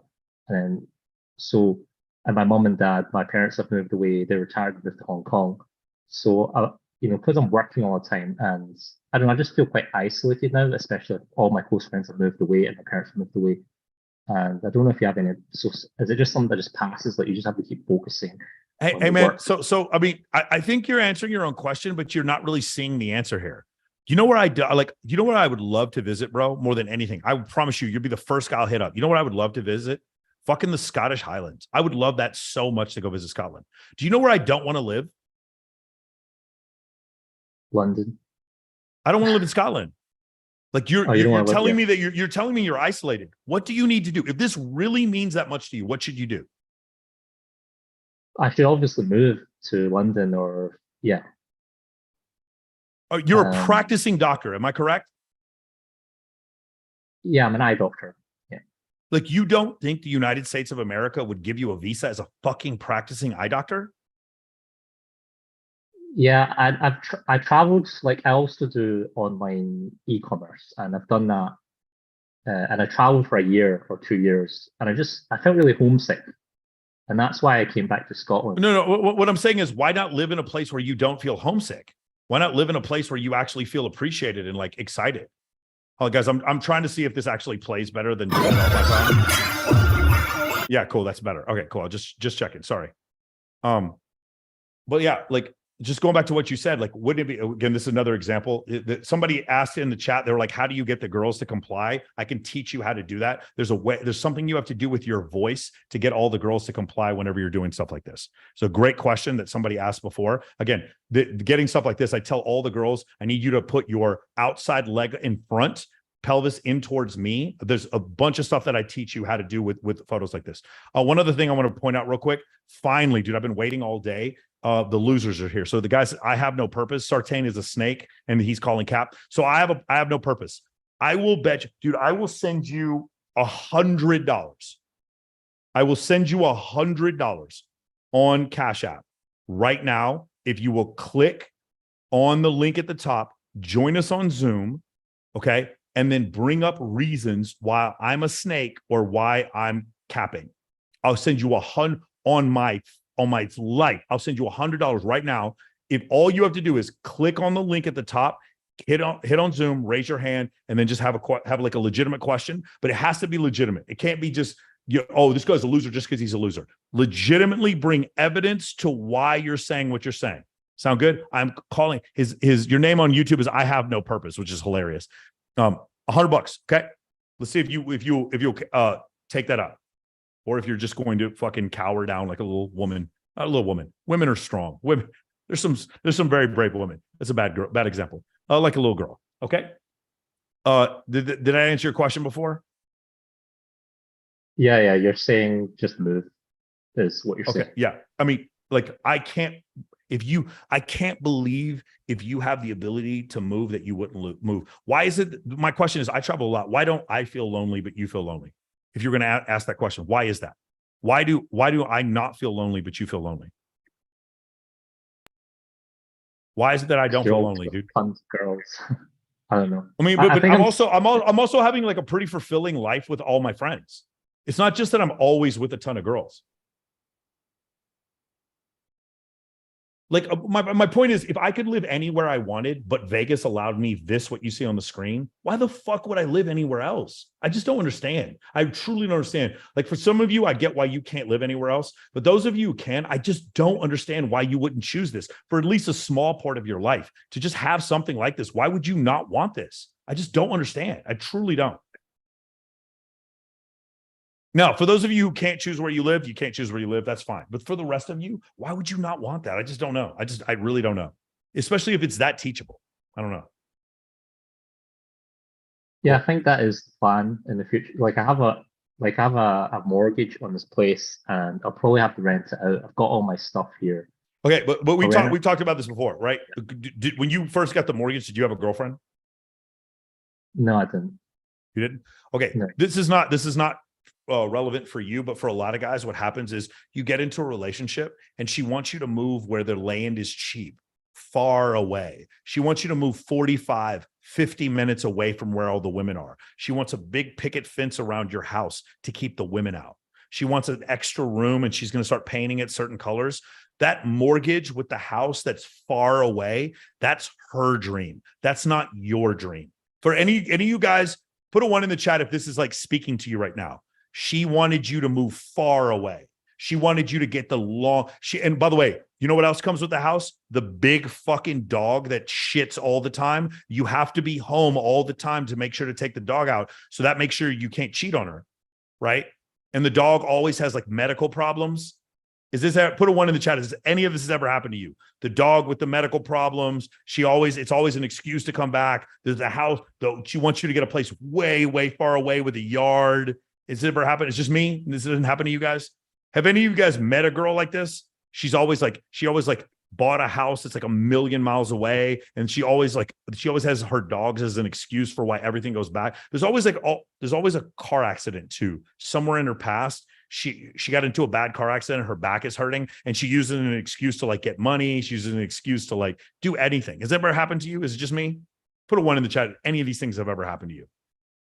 I'm about to say, dude, like, yes, but with cats, yes, just you. Like, it's funny. Yeah, there's always these like little excuses, and you see, like, they don't understand what they're doing, but I understand. You as a young dude who's single, you need to be living near the shit. Buy a place if you want, or rent, but you need quick access to the fun so you can get back up quick. It just, you have more access, you have more abundance, and women who you date know that you have more abundance, and they're less likely to flake on you because they know you have abundance. Got it? Cool. Yeah, dude, move, Yeah. move. The answer is move. Correct. Great answer there. Eric Tang, what's your question?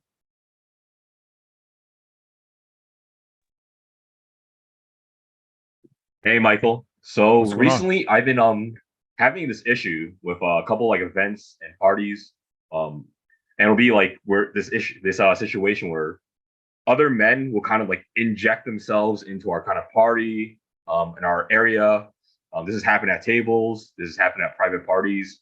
How would you kind of go about like kind of like politely telling these guys to kind of like basically fuck off in a more like cordial manner without getting like very emotional? Yeah. Hey, brother, I appreciate you being here, but like, unfortunately, we can't have any other dudes here right now. That's it. Smile on my Simple face. as Hey, that. man, I appreciate that. But right now, like all the time, Bungalow One, where I do the bikini competition. Hey, man, I appreciate you coming here, but right now we can't have any guys here. Just as easy as that. Okay. Just as easy as that, man. That's it. And what if they like just like don't really, comply with that? They're just like keep going on and on. Would you try to maybe push it a little more, get a little more aggressive, or what would you do in that case? I mean, that's never happened to me, but if a guy's that fucking reactive, just let it be reactive and then call security. Like I've never had that issue. Yeah, I've never had that issue. Because the thing is, if a dude's trying really hard to talk to a girl and she doesn't want to talk to him, it's like embarrassing for him. So they generally don't like stay in there. Okay, understood. Yeah, I mean, if you had that issue, because I've never really had that issue. When I talk to them like, hey man, we can't have any girls, and I'm really nice to them, they just leave.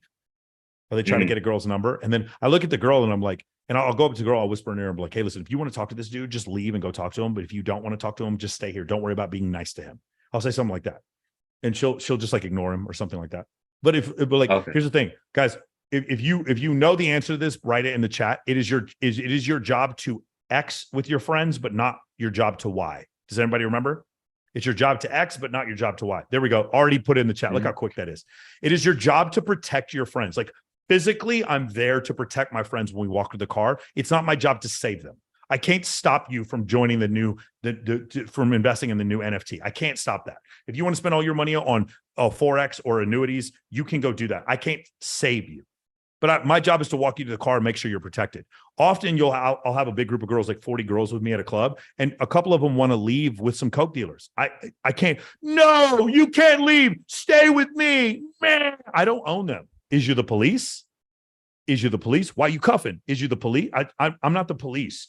The girls want to leave with whoever they want to leave with. Let them leave. I don't really give a fuck. Women make bad decisions. They can do that on their own. They don't need my help. It's my job to protect them. It's not my job to save them. Correct.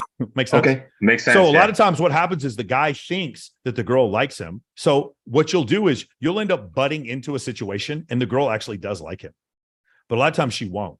And she'll give you a sign, be like, yeah, I don't like him. I've had this happen before where she tells me she doesn't like the guy, but she keeps talking to him and she keeps telling me she doesn't like the guy and she keeps talking to him. And then she goes home and fucks him. And I'm like, hey, don't ever do that to me again. Like if you like the guy, just like him. Don't fucking tell me. Like I'll have a table. Like it was one time I was at a Maxim party. I was working. I was literally working and I went to a table and then there was a girl that was at the table who kept complaining about some guy. And I was like, do you want me to call the security? And she's like, no. And then she kept talking to him and she kept telling me she thought he was gay and he was a loser. And I'm like, you keep telling me he's gay and a loser, but you keep talking to him. Like, I don't know. Why are you telling me this? I don't care. And then she keeps talking to him and then she keeps telling me that she's a loser. And then now they're a boyfriend and girlfriend. And I'm like, what? So do you see how I would have tried to stick my dick in this thing and like fucked it up? It's my job to protect her, but it's not my job to save her. Okay. Mm-hmm. Luke, stop snitching. Luke, stop snitching on people. Luke, stop snitching on people. All right. Yes, thanks, Michael. Beautiful. No, young villain, you can ask a question. I'm reading on YouTube now. You can ask the question. $100 is just for that one dude, though. Just like if you're going to come on here and just start talking shit. By the way, he wasn't going to get the $100 because he wasn't going to come on here and have anything to say. He doesn't know. He can't discredit anything I'm saying. That's the problem. I want someone to actually come on and try to discredit what I'm saying, but it just doesn't happen. Like that's what I want. I really appreciate when guys like at least attempt to try to discredit what I'm saying. and have some like basis for what they're saying, but they never do. And it's so disappointing. I wish I had better haters, to be honest with you. Mark, what's your question? Mark, everybody get Holloway ready. Hold on, Mark. Mark, you get the Mark. We've changed the rules. Mark gets the entrance music now. Ready? Here we go. Give me 1 second. You know what? Fuck that. It's going to take too long. I was going to give Mark what's his name? Angus's intro music, but I'm not. No, I'm not giving him Angus's music. I was going to do it, but I'm not going to do it. Mark, what's your question? Hello, Mark, and unmute yourself, Mark. Maybe get the question. Yeah. I'm looking through an account from a brewery in Sacramento, and I'm thinking, where are the programs to do the stuff we need to do for us? Where are like the facial recognition programs for the Mark, top? what are you talking about? Dude, what? The facial recognition brewery. Bro, back up. You're doing the thing where you're like starting the story 75% through. We don't know what you're talking about. Try it again, Mark. What are you talking about? How does it affect? How does it relate to what we're talking about right now? Go. I'm saying that we should have somebody come up with programs just to trawl Instagram accounts for us and pick out the top candidates for making lists and so on. Making less what? Making lists. Making lists. Oh, you talking about hot girls? Yeah. Yeah. No, I have an AI program. It's called I Hired a Guy from Nepal. It's an incredible AI program. Works phenomenally. It's called I Hired a fucking virtual assistant. I have a VA who lives in Mosul, Iraq. That's what that's my AI program. Get a virtual assistant, Mark. Come on. $6 an hour. You should have looked that up now then. Okay, good. Thank you, Mark. Welcome to 2023. We love you, man. Okay, awesome. Kevin, what's your question? Kevin Kelly.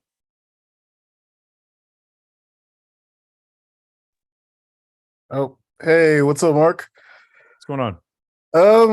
Yeah, I mean, I was gonna try that whole 75% thing, but I changed my mind. 75% of what? I don't understand. Yeah, the whole going into the story 75%, but Mark already did it, so I was just like, okay. Kevin. So we got to start at so one of the issues so this is not for all my clients. Most of my clients start from this one place. They think too much. They don't give themselves permission. They need the answer to every question before they take action. And so they're debilitated. That's where most of my clients come from. And most of my clients come from a place where they can't build attraction with women, but they can build comfort. A few of my clients come and they're really good with women. They give themselves permission, but they don't have any structure. I'd say 25% of my clients need structure and they're good with women and they need to learn to build comfort. 75% of my clients, they need to learn how to build attraction and they're way too analytical and way too high IQ. There's a bunch of guys in my program that are accountants, doctors, U.S. military pilots, U.S. military officers. I have a ton of those in my program. So what we need to do, what we need to learn is when we're from the, forgive me for using this term, but for those of us from the autistic side of the spectrum, we need to learn. We have to explain everything using context before we ask a question, or else everyone's lost and women think you're really weird. Okay. Of course. I get you. Cool. So what's the question, Kevin? I have one about tribes, because tribes. Okay. I've been kind of like, I think a couple years back, I've been trying to ask some friends of mine about it. Like, how do you get into a tribe? How do you start a tribe? Things like that. Okay. And I keep on getting some weird ass answers. Like, but because your question could not possibly be more vague. The way to answer questions is specificity. Does that make sense? It's not how do I start a war? It's how do I stop Russia from invading Ukraine? How do I invade Baghdad? Like, there's specific wars on specific plots of land. You can't ask general questions. How do I start a tribe? You could start a tribe with a bunch of money. I have a tribe. You're in a tribe right now. There's a bunch of tribe. Sorry, my bad. No, sorry, I didn't mean to interrupt. My bad. Good. No. It's fine to interrupt. Mark, the thing is, you're not being specific, so there's no answer to your question. What is a high value man? That's really good for YouTube. In reality, high value man just means different things to different people. That's the answer. But it's so boring, nobody wants to say that. Right. Okay. That's just a question that's so vague, it doesn't have an answer. What is good? What is good? That's not a what? That's not a real question. What is good is not a question. I see. Yeah. Okay. Like you have to, because people are so afraid to commit to things, they're so afraid to like ask specific questions. The Right. more unique you think your situation is, the more actual universal it is. Mm-hmm. No, I think I get you.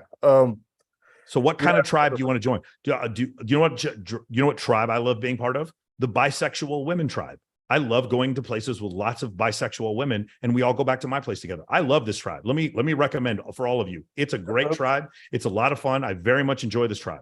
That's a specific tribe that I belong to. No, I get you. It's one dude and a bunch of girls, and they're all bisexual. It's fucking awesome. We go to Jamaica together. They come over to my place. They drink tequila out of my fucking freezer. I don't pour the tequila. They pour the tequila. It is a blast. No, I get you. Got it? Yeah, I think I get you. Yeah, like how do I start a tribe of friends that I chill with more often or hang out with? Yeah, so you just, Kevin, again, you're so vague, and I'm desperately trying to help you here. Will you do me a favor, Kevin? Will you go on the free school server and then take the free course that's there? Will you do that for me, Kevin? Yeah, I could, Martin, definitely. Just take the free course. I promise, if you just take the free course, that will be enough. Okay. Okay, Yeah. Kevin, I'm going to help you out. Make it real easy. Look in the chat right now. Do you see in the chat where it says school.com/men of action free? Can you just click that and join that? There's a free course in there. I'm It will already teach you cool. School. If you do that course, you won't have this question. Okay. Sound good? Yeah, sounds good, man. I love it. Awesome. James Ferguson. James, what's your question? Hold on, James. Let me unmute you, James, and you're unmuted. Hey there, Michael. Right. Hey, isn't it funny? We have the Asian Scottish guy who doesn't look Scottish, and then we have the black dude who has a Scottish name, James Ferguson. How funny is that? I didn't even know it was Scottish, but hey, nice. Are you Scottish?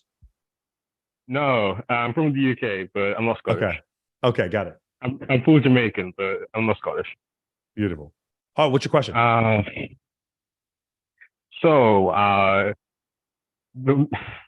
The joke reason why I put my hand up was, how do I join the bisexual women's tribe? Oh, bro, I can teach you. So step one, move to Las Vegas, Nevada. That's step number one. I'm serious. And then step number two, there's like a bunch of girls, and they're like all their friends are like that. It's I'm never leaving here, dude. I'm never.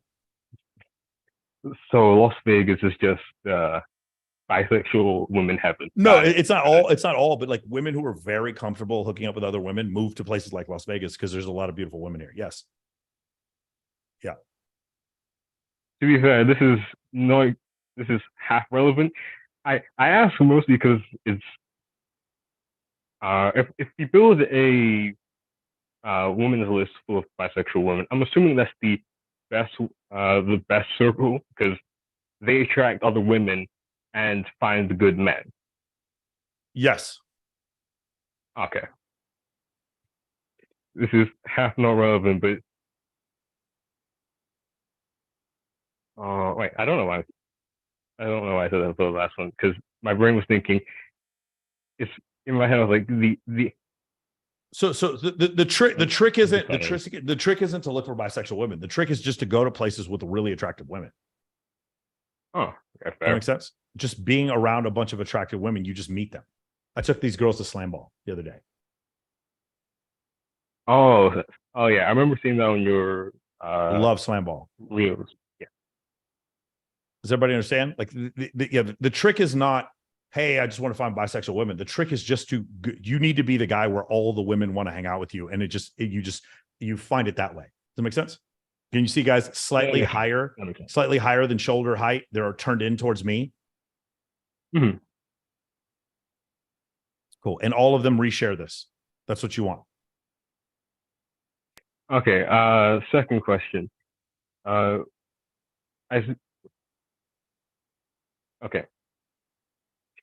I'm a little bit nervous if you can't tell, but yeah. Second question. Who would you recommend looking up for either podcasts, YouTube videos, or just general information when it comes to copywriting and mentoring for copywriting?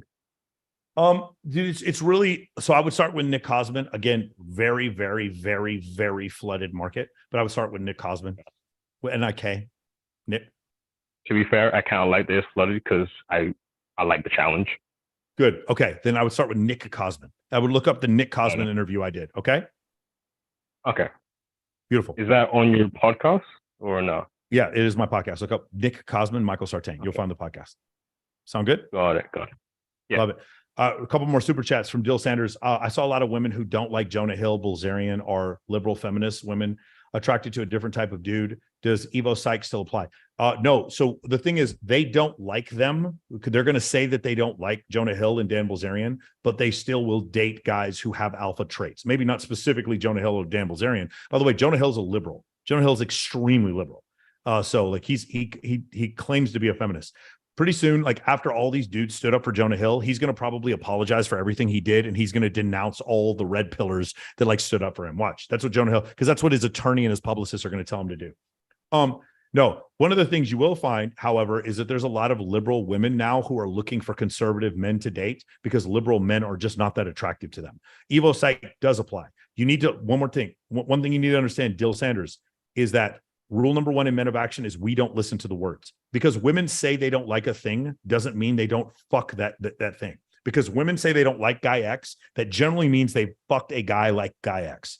That's something you're going to find out. Next one is from Ricky Webster. Michael, what would you say for a man who is 47 plus, no kids, never married, making over 13K a month, marriage with kids or single life? So I'm about to be 46 and I make more than that. And I don't have any kids and I'm not married. I like being single, but that's just because that's what I like. I did meet an incredible woman and maybe it'll work out and I'll go further. But what I'll tell you is there was no point where I was like, man, I really need a girlfriend. And then I met Kylie. It was a situation where I was very happy being single and I met Kylie and I was like, yeah, I want to try this. I want to try this. And then, so that's why we tried it. My answer to you, Ricky, is that I would not be looking for a relationship. What I would do is a woman has to meet, I would have a standard and a woman would have to meet that standard. And then it would be a situation where I know my life is better with this relationship rather than starting off with the idea of being in a relationship. Women usually start off with the idea of, I want to be married. And then they just, whatever man says, brings them a ring, they say yes to. And then we have a 53% divorce rate. You don't want to do that. What you want to do is like, so for instance, there's this thing in some businesses called the CRO, Chief Revenue Officer. Most companies don't have a CRO, but some of them do. You can function without a CRO, but it's like almost like a made up position that didn't exist until you needed it to be there. But you have to have a CEO. My whole thing is, the position of Michael Sartain's girlfriend only exists when there's a qualified candidate. It doesn't just exist. Like if Kylie wasn't my girlfriend, I wouldn't go have another girlfriend. I would just go back to being single. Does it make sense? That's how you need to choose your relationships. There needs to be one that's there needs to be one candidate that's so far better than the rest that you create a position for the candidate. Does that make sense? That's how I would answer your question. Let's go to Arthur. Arthur, what's up, man? Arthur, go ahead and unmute yourself. Hey, Mike, how you doing? Good. Awesome. Thanks for sharing everything. Really good stuff. I have a question in particular about Instagram. So I talked about Instagram earlier. I'm in the process of fixing my IG. But I have this I imagine very specific problem. So I tend to have right now a lot of followers on my Instagram. And I identified that a lot of them are probably fake followers. Somehow my account has accumulated that. It's at 18,000 right now. Yeah. Is this something you worry about? Do you take action to try to decrease the fake? I would. If I were you, I would. Yeah, that would be pretty cool. Like if you could do that, or just start a new account. It's up to you. I would probably pay someone to get rid of bots, and then but I would just really post a lot of great stuff. I would do that. Yeah. Okay. The reason why I'm asking is because I'm a little worried that sometimes people look at my account and I would say that 7,000 to 10,000 follower account is something they're like, oh yeah, that's cool. But when it starts getting to around 20, I'm not a celebrity. So yeah, but I mean, the celebrities don't even have 20, have way more than 20,000. You don't have enough to where it really matters yet. Right. So you're saying that you would take some action to I would. I mean, I might personally, if a lot of them were fake, I would probably do that. The way you can tell if they're fake also is go under your analytics and you're going to see what cities follow you the most. And if you see a lot of Tehran, or if you see a lot of India, Iran, in Iraq, Jakarta, or Brazil, then you have a lot of fake followers. Right. And I do not know that I have a lot of fake followers because they just look like fake accounts. Anyway. Yeah. Thanks for sharing. Appreciate that. Yep. Beautiful, man. All right, let's keep it going. Dennison, what's your question? Dennison, unmute yourself. Hey, what's up, Michael? How's it going, man? Hey, good. Cool. So I'm going through the program, and I feel like I've gotten to a good momentum with my Instagram, where I'm getting good engagement. So I feel like I'm like in a set place there. Couple questions on that. What do you think about? How do you think I could use affiliate links in my Instagram? Actually, that's part one. I'll stop there. How can I use affiliate links in my reels to sort of increase my followership? Okay, so are you selling something? Well, I know that I could. You don't need it, but you can't use affiliate links without a program to sell. With a program or a product? Yeah, why would the affiliates, if they can't make money, why would affiliates take your code? You need more content. More comments. I'm a musician. A lot of the things I use, I think I have potential to get affiliates that way. I still don't understand. I don't understand how you're going to get affiliates if you're a musician. There has to, in order for me to affiliate for you, you have to have something I could sell and get a commission off of. What is the thing I could sell? Yeah, I'm a saxophone player, so like things like reeds, things like mouthpieces, like accessories. Okay, so you're going to sell merchandise off of like, do you have a Shopify thing set up? No. Okay, so you're doing this problem backwards. You're starting with the solution. You need to already have a supply chain set up, and you already need to have things on Shopify for people to be able to buy first and then start passing out affiliate codes. I will tell you, the markup on that stuff's not super high. I don't think you're going to get a ton of affiliates for that. Now, if you go to ClickFunnels and then you start saying, I'd like to sell this merchandise and I'll give away 50% of the revenue to whoever can do it, you can grow your business that way, but you're going to have a hard time pulling that off. Unless you're famous, then that's going to be an issue. Like you're trying, like you have to have something people want and then you make money off of it. You're just trying to make money off the gate, and it doesn't work like that. You have to have something people want. I don't understand like buying reeds. I don't know anyone who buys, like if I was going to buy reeds, I would find some website that's really, really good on that. Maybe Guitar Center or something like that. That's where I would start, and I would just buy the shit from them. It'd be pretty niche. Just like it's not something that's like widely available. So if it's niche like that, then you're not going to make a lot of money. Okay, gotcha. So what was my other question?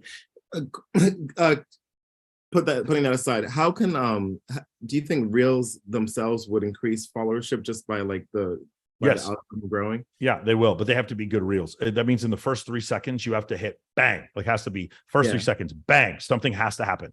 If you don't have something happen in the first 3 seconds, then no, it's a disaster. And this is how most people go wrong, is that they don't grasp this one concept. First 3 seconds, bang, titties. First 3 seconds, bang. And then he pulled out the gun. First 3 seconds. That's what you have. Make sense? Yeah. I had a question and kind of spaced out on it. How often would you post those? I post twice a day. I post reels twice a day. Twice a day? Yeah. Oh, dude, I might get us in trouble here. Hold on. I'm trying to see if I have a good one here. Yeah, we gotta watch out there. This is one of my clients.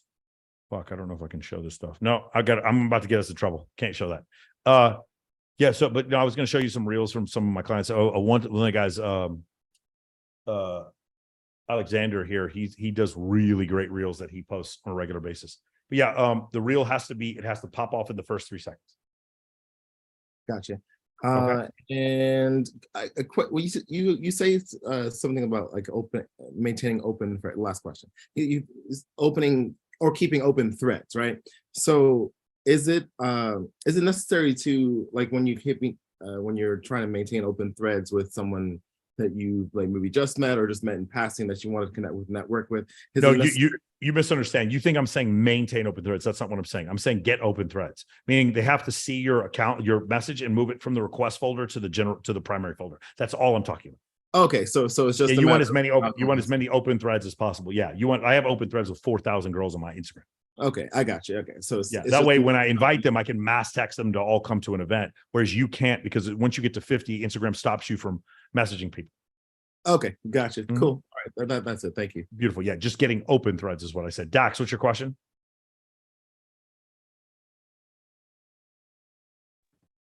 Hello? Hey, what's going on, Dax?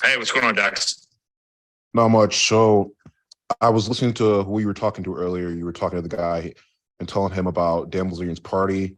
He basically had, a bunch of people, security and all that, and guys were just trying to like get in. So what I wanted to address earlier about that was, girls sometimes they just want to bring their guy friends to just kind of feel safe. So I mean, what if she's just like, hey, can I bring this guy, whatever, because not that I have this problem, but no, it's we just like, discussed this with you before. They brought some like disrespectful dudes to your shit, remember? Yes. Yeah, I think that's what's happening is that the girls don't see you having boundaries, and then they just think that they're going to do this. Girls don't need to bring guy friends to my events because I'm the one they want to hang out with. I'm more fun than if they need to bring guy friends to your event, that means you're just not that fun. I see. Like, dude, like when Bilzerian says, hey, no guys are coming, the girls don't say, well, I'm not going to come if I can't bring my boyfriend. They're like, hey, honey, stay home tonight. I'm going to Bilzerian's party. Because Bilzerian's party is fun. You're going to find that women are very fickle when it comes to that. If they're insisting on bringing guys, then you need to make your party more fun. Okay. So I just have to make things more like exciting, like maybe a theme. Yes, exactly. Yes. Okay. And so is there like a thing in the school server about helping to throw like a good party or like themes, like not a photo shoot, but like just a solid, cool party, assuming you have the logistics set up and everything. One more time. Is there any resources in the school server we can use? It's not in the school server. It's the event planning section of MOA Advanced. That's where it is. Okay. Yep. Okay. Also, I know you were talking about doing like a low ticket offer. Mm-hmm. 2 cents. I think something would be nice. And I know like maybe Tinder's not necessarily an MOA member's cup of tea, but I think maybe just something like low key, if you're trying to set up your Tinder or a Bumble. No, what we do is how to set up your social media, and you can use those photos for Tinder or Bumble. This is not a dating program. Okay. Here's the thing. You guys think like I'm doing, obviously I used to work with Mystery. I know Neil Strauss. I used to, I'm friends with Owen Cook or whatever. Obviously I'm very familiar with that area of the world. The problem is I can't take this business in that direction, or else I want Grant Cardone money. I don't want RSD money. No offense to RSD. Like I want Tony Robbins money. So for me, in order to grow in that direction, if I get bogged down in the intricacies of like, here's his new Tinder dating product, I'm not interested in making a Tinder dating product. There's so many of them that are out there. They're all about the same. Here's the point of Tinder. Hey, right swipe. Oh, we matched. Let's meet up. No, let me learn more about you. All right, whatever. Cool. What do you want to know? Blah, blah, blah, blah, blah. Okay, cool. Oh, can we text message? No, tell me more about you. Okay, so you don't want to text message me. You don't want to meet up. Fuck you. Get off it. Like that's the point of Tinder. The point of Tinder is to get the girl in front of you. The point of Instagram is to get the girl in front of you. If you can't do, this is why you don't subscribe to OnlyFans, because the girl doesn't get in front of you. Period. Make sense? Yeah, I understand. Okay, that makes There's sense. a million Tinder programs out there. I will definitely help you with your Tinder. I don't think I'm going to do a specific Tinder program though. Okay, yeah. I think our next program we're going to do is breaking down our sales funnel. That'll be the next program. So some of you guys can actually start making some fucking super like serious money scalably. Right now, we don't have a program like that. Right now, it's not a make money program. I'm way more interested in you guys fixing that than fixing your Tinder. Okay, and are there in the school server, you're going to let us know about any upcoming events that we can invite friends to? Yeah, of course. All the events are in the school server. Yes, always. Okay. And last question. So I don't know if you have like a specific cardio routine or anything, but I do train. I would just suggest, like, again, my 2 cents. I just think like a boxing routine would do probably wonders for your cardio and your abs. I know you have like an ab routine already set, but I just a free MOA, I get it. But if you just dabble with that, like just YouTube or Google boxing ab routines, because you were talking about your fitness. Yeah, like while I love that, the problem is, does anyone else have a cardio routine on YouTube right now? One of the things, Dax, I keep trying to like impress upon you guys is what I do is unique from other people because we have discussions about networking as an evolutionary adaptation because no one else is doing this but me. If I get into cardio routines and Tinder stuff, while I can do it and I'll give you advice on it, that now what am I doing? I'm competing. I've mucked up my market with a bunch of people that like I don't want to compete with. You see what I'm saying? There's infinite cardio routines out there. I do have a cardio routine. It's called having threesomes. That's like my cardio routine. Like I don't really like, I understand what you're saying. For me to make a program like that, it's just not, there's so many better things that I could do for you guys than make a program on cardio. You know what I'm saying? Now, what we may do is have one of the networking coaches who specializes in fitness. He could do 10 modules on fitness for MOA. I'd be totally fine with that. Okay. Sound good?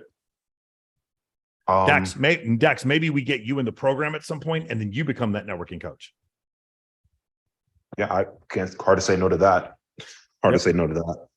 You know? Okay. As far as that goes, that's all in my mind right now. Beautiful. Awesome. Let's do Peter Andrews. What's your question? Okay. Hey, so my question was related to, you were talking earlier about the content that you made, like the selfie content that you had all the girls like reshare. When I was at the last 3 events that I did, the Swimsuit USA, Babes in Toyland, and the Wet Republic, I got some of that content, and I think maybe one person reshared, and I want to know, like, do you think it's more related to my Instagram itself? Yes, or it is related to it's related to your Instagram, and it's probably also related to the quality. And the other thing is, okay. Yo, guys, everybody get behind me. Everybody, ready? 1, 2, 3. If you don't sound like that, they probably won't share. Okay. This is why, Peter, are you in MOA? I don't know. Are you in MOA? Yeah. Okay. The leadership. About 2 weeks. Yeah, the leadership. You're probably not the leadership yet, but the leadership component. Guys, listen up. Here's what we're doing next. Everybody ready? I'm not bitching at them. I'm not commanding them, but they need to listen. That's how you get them to comply. Okay. It was funny because we were Zerka and I had like all the girls afterwards. I was like, ladies, Zook right now. And Zerka was like, damn, man, you tell those girls what the fuck to do. It's crazy. That's a skill set we learn in this program. Yeah, but like your IG, they have to trust you also. Right. The other thing is a huge mistake people make. Did you start the video on your face? If you did, 100% she won't share it. Okay, good. No, I learned that from you. Good. If you start the video in your face, 100% she won't share it. I would do what you could do if you wanted to share it. It'd be like, hey, what did you say? All men are trash.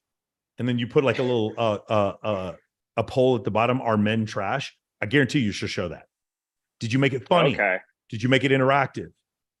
Like you saw the other day, I did one with Kayla Abney, and I was like, Kayla, what'd you say? Which one of the guys did you want to have sex with on the show? She's like, no. Kayla, which one was it? And then I showed Kylie, and she's like laughing her ass off. If you can show people laughing their ass off, having fun, put a little poll at the bottom, something like that, that will get them to share. Okay. Better content. Okay. Beautiful. Let's do Toya. Toya, what's your question? Hey, Mike. What do you think is what is the show up rate for photographers that I invite to my photo shoot?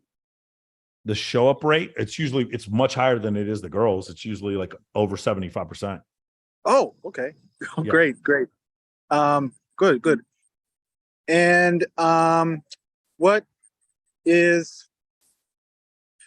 your policy on women wanting to bring their guy friends or boyfriends? I've had a few women that made that request. So I actually don't mind it, especially when you're doing it the first couple times. What you don't want is like 2 or 3 guys. Like as long as they're not weird, it's rough. Like especially in the beginning. Here's what I would do if I was gonna allow guys to show up, I would have 3 times as many girls as guys. But if those guys were like, what you'll find it'll happen is some of these guys are just trash human beings.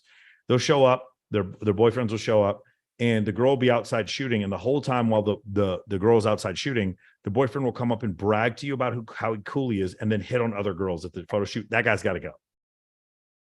I give everybody one chance. I tell you, and the answer is I'd give everybody one chance. Do you allow any guys at your photo shoots now? Yeah, I do. Yeah, I do. No, it depends on like, yeah, I definitely do. Yeah, a few, not very many. Okay.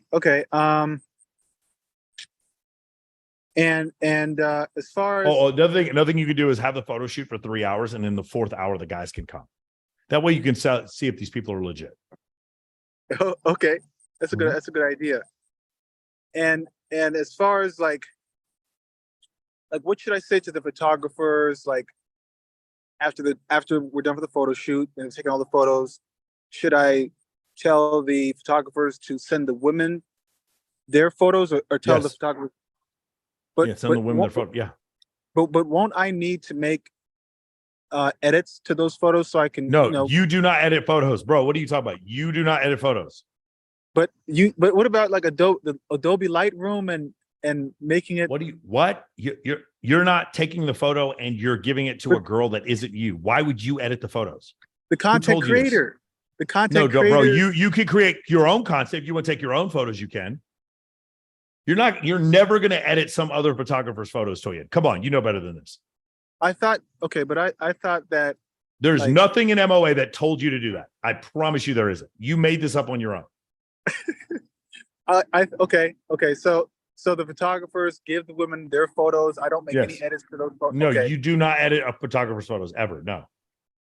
They okay. So I just tell the photographers, hey, give the women their photos. Don't send them to me. Hey, photographers, make sure you get the girls their photos soon. That's it. Don't worry about the rest of it. Okay. Got it? Yeah. Thank you. Appreciate you. Thank you. Okay. Beautiful. Cool. Another super chat. Paul, Webmaster of Doom, says, can your program save an engineer? Absolutely, positively, yes. That is absolutely the mindset, because you're able to follow directions. Those are definitely the type of people who do well in my program. Jake Bushy asked, sorry for the bad grammar. I was worried women will perceive a guy who takes MOA the same as a guy who took a PUA course. Is Charlotte, North Carolina good? Charlotte, North Carolina, I would say, is below average.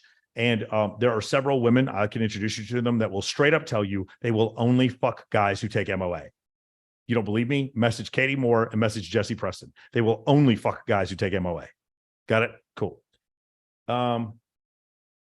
Let's go. Man, a lot of new questions here. Okay, we're going to go to people I don't recognize. We're going to go to Michael Harding. Michael, what's your question?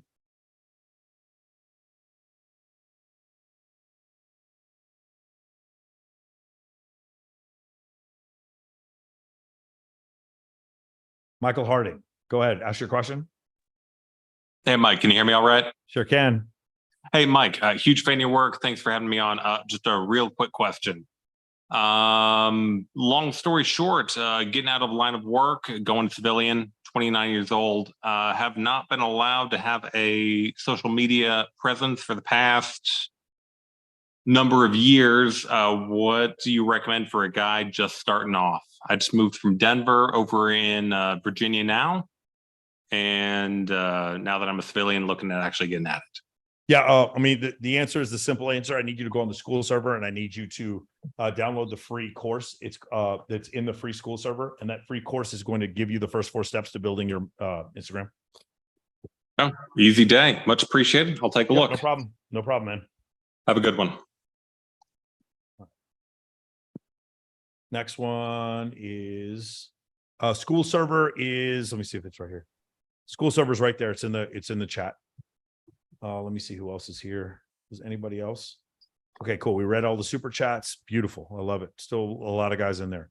Let's go to the next question. Someone I don't know who hasn't asked a question. Let's go with Facundo.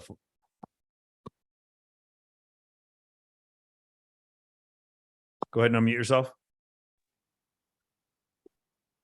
Got it. What's up, Michael? No question, just another thank you. I joined Cole's program based on your recommendation at the beginning Cole of this is the year. shit, man. Cole is awesome. Cole I would be is if I the wasn't going shit. if I wasn't going to Miami to go on Fresh and Fit with Justin Waller, I'd be at Cole's thing this weekend. Yeah, I talked to Tristan. He actually said you were there, so I was hoping to meet you. However, I met Cole and talked to him, and I said I thanked him for all the opportunity, but I also specifically said that you recommended it and you keep recommending his program, and he was super happy to hear about that. So hope to meet you at another event. Cole and I have such good synergy because Cole is so financially fucking successful that he doesn't spend a lot of time on his social life. So I showed him how to cheat code his social life. You know what I would do if I was Cole? If I was that rich, you know what I'd do? I would just basically have a bunch of girls and be like, I'm not going to pay you, but every time we go out, everything's going to be handled. Hotel rooms, whatever. I'm not going to sleep with any of you. I'd have like 4, 5, 6 girls like this. Stunning. Like perfect 10 out of 10s. Like your job is to just get your female friends to come out with us, like straight up private jets everywhere. But I need you 6 to always be with me and then just introduce me to other girls. Yeah, just great pre-selection. Mm-hmm. Yeah, it's epic. So in any case, he was super happy to hear about it. And again, thanks to you for pointing that out. And I'm actually, I actually flew out here from Germany. So I'm at the hotel where the event was. It was epic. And now moving over to South America, getting on an offer and then crushing remotely. So super excited. Thanks again. It. Thank you, man. Sorry, guys, it's 6 o'clock and I haven't eaten yet. I'm just fucking this intermittent fasting. I'm like starving until like the end of the day. All right, we're gonna go with Isaiah Neverez. Isaiah, unmute yourself. Hey, Mike, can you hear me? Sure can. Hey, Mike, I just had a question, I guess. In regards to kind of competing in the dating market, I guess, or kind of like the way you did it before you were with Kylie, when you just kind of saw whoever you want. Like, how would you recommend? How do you recommend? I guess a guy like myself, like, how do you like compete with the Chads? Like, I know you know the area I'm in. I'm in OC, like Costa Mesa, Newport area, and it's pretty waspy, obviously. And clearly, like by default, like Chad is going to be the desired avatar just by way of the demographic. Can I ask you a question? When you say waspy, are you referring to like, because waspy to me is white, Anglo Protestant. Yeah. Okay, so are you Jewish? No, I'm Latino. Okay, I was confused what you're saying because waspy is usually something my Jewish friends say. Okay. Yeah. Okay. So the answer, the short answer and the long answer is the video I'm just going to show you. The answer is pre-selection. The answer is always pre-selection. The answer is always just more. Okay. Just pre-selection. Okay. No, okay. It's not only pre-selection, but like nobody doesn't think that they're not going to have a good time with me. Everyone wants to be on this train. It's not because I'm a fucking Chad. I'm 45 years old, dude. Okay? No, I mean, Mike. No, I think it's safe to say I would consider probably a Chad. I mean, you're half Latino, right? You're half Colombian, right? Uh-huh. So I guess technically you'd be like a Chad Los. Chad Los. You know what I mean? Chad Los. Right. In the manosphere, they don't have one. They have Chad and Tyrone. And so the way I've always framed it is they don't have one for the Latinos and they don't have one for the Middle Eastern. And so for the Middle Eastern, I named it a Patrick after Patrick Bet David. a Chad and Chad Los and Mohammed. Yeah, exactly. All right. So listen, there's a lot of places where I can help you. Social media is one great way to be able to compete is with social media. Another way is through showing signs of high status, access to scarce resources, and showing really entertaining, engaging, or funny content, and pre-selection, which is the easiest thing for me to teach you. Especially you live in Orange County, bro. If I didn't live here, I'd live in Orange County. God dang, the women there are so fine. Yeah. I mean, but dude, it's crazy, man. The girls here, like, man, like I've seen some very attractive women, but dude, the RBF, it's like I don't want to talk to them because they just got this gnarly RBF, and it's like, shit, you know. Listen, you make friends with them. You put them all in a big pot. You start having parties at people's houses with all the girls you met that you didn't try to fuck. And when they show up, there's like 80 of them and one of you. That's the trick. Okay. No, I mean, it ties into pre-selection. Yeah. Yes, exactly right. Again, this is my birthday. Mike. This is my birthday. Again, dude, this is my birthday party. This is not an act. What I'm telling you is not theoretical. This is what my birthday party looked like. Okay. Because everyone showed up. There were so many people at my birthday party. Like I didn't even know who some of these girls were. Yeah.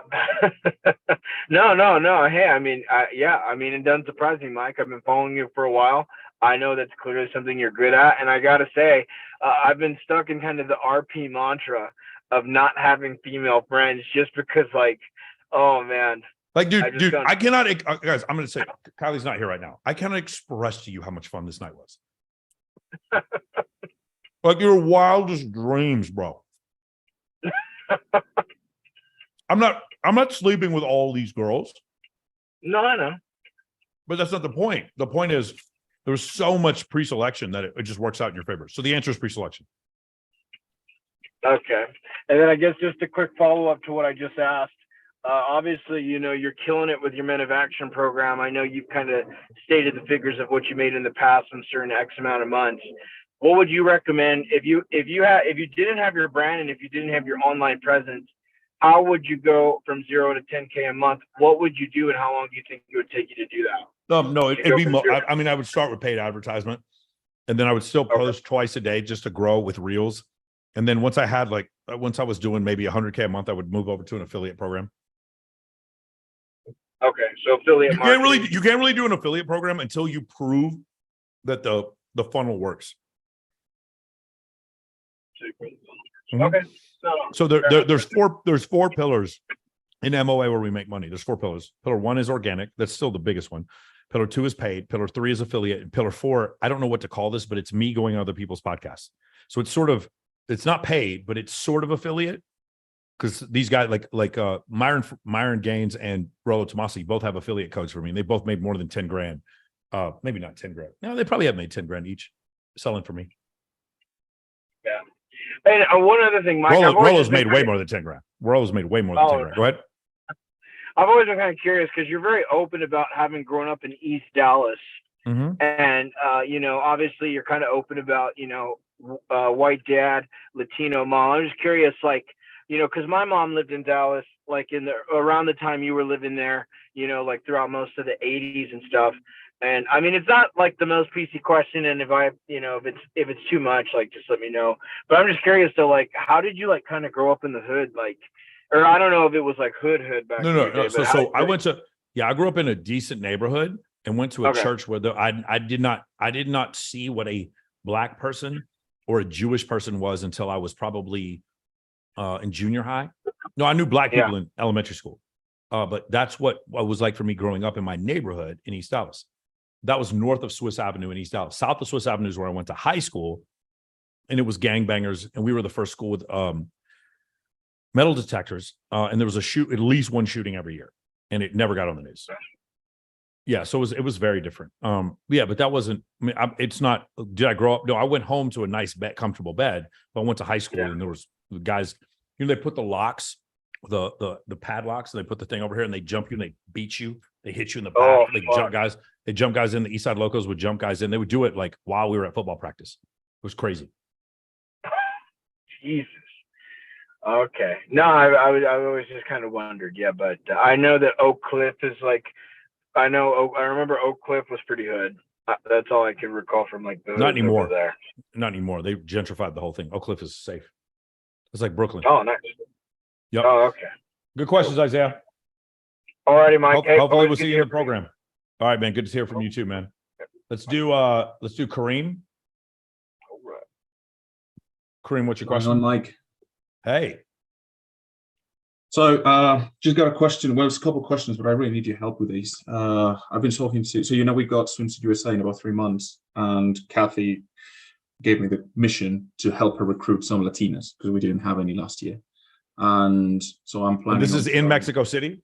Yeah. So I actually spoke to the guy who, so today I closed a sponsor that's going to hopefully be sponsoring the winner. So I'm thinking about doing like a preliminaries, like the one that you did last week. And I just need some guidance for that. Okay. So a couple things. I would go through and I would ask her, hey, all the girls of Latina descent that you have in Swimsuit USA, can you give me what their IGs are or look them up first? And I would start my list with them. And then you can probably make it, like girls probably can make it from Jalisco, you know, maybe. I mean, I have my list. I have 2,000 girls in my list here in Mexico City. So recruiting the girls is not a problem. It's more about you just need money. You just need money. Yeah. So that was my question. Is super basic. Yeah, location, I got it. About the money, is it, because I know you talk about this. Do you think it's better that we give more money to just the winner, or that we split that money amongst the top 3? Yeah, if you want more girls, then I would split money in the top 10. But my contest is 13,000 a week. And so first place gets 3K, second place gets 2K, third place gets 1,500, and then 7th through 10th or 4th through 10th get 1,000 each. That's why I end up with 45 girls every week. Now we could sponsor one girl to the whole trip for one girl for the winner, or we could split that for three. I would do two. I would do what I would do is 2 girls from Mexico City. I would send there. Yeah, that's what I would do, and figure out what's the total cost, like 5K each girl. Is that what it is? No, it's not even that. It's like $1,600 plus flights. 1,600 for registration plus flights. Yeah. 1,600 plus. No, but what about the hotel? But she wins the prelim. Does she? Yeah, it's included. I mean, from the package that Kathy sent me, it's $1,600 for the whole fee and the whole hotel and everything, and then you just add your flights. It's really not that expensive. Okay. Yeah. So wow. Okay. And that's 3,200 plus flights. Let's just say the flights are probably 700. Not even from Mexico. It's like $150 to fly to Cancun from Mexico City. Oh, all right. So let's say 4,000 total. I would just get 4,000 and split it between the 2 girls.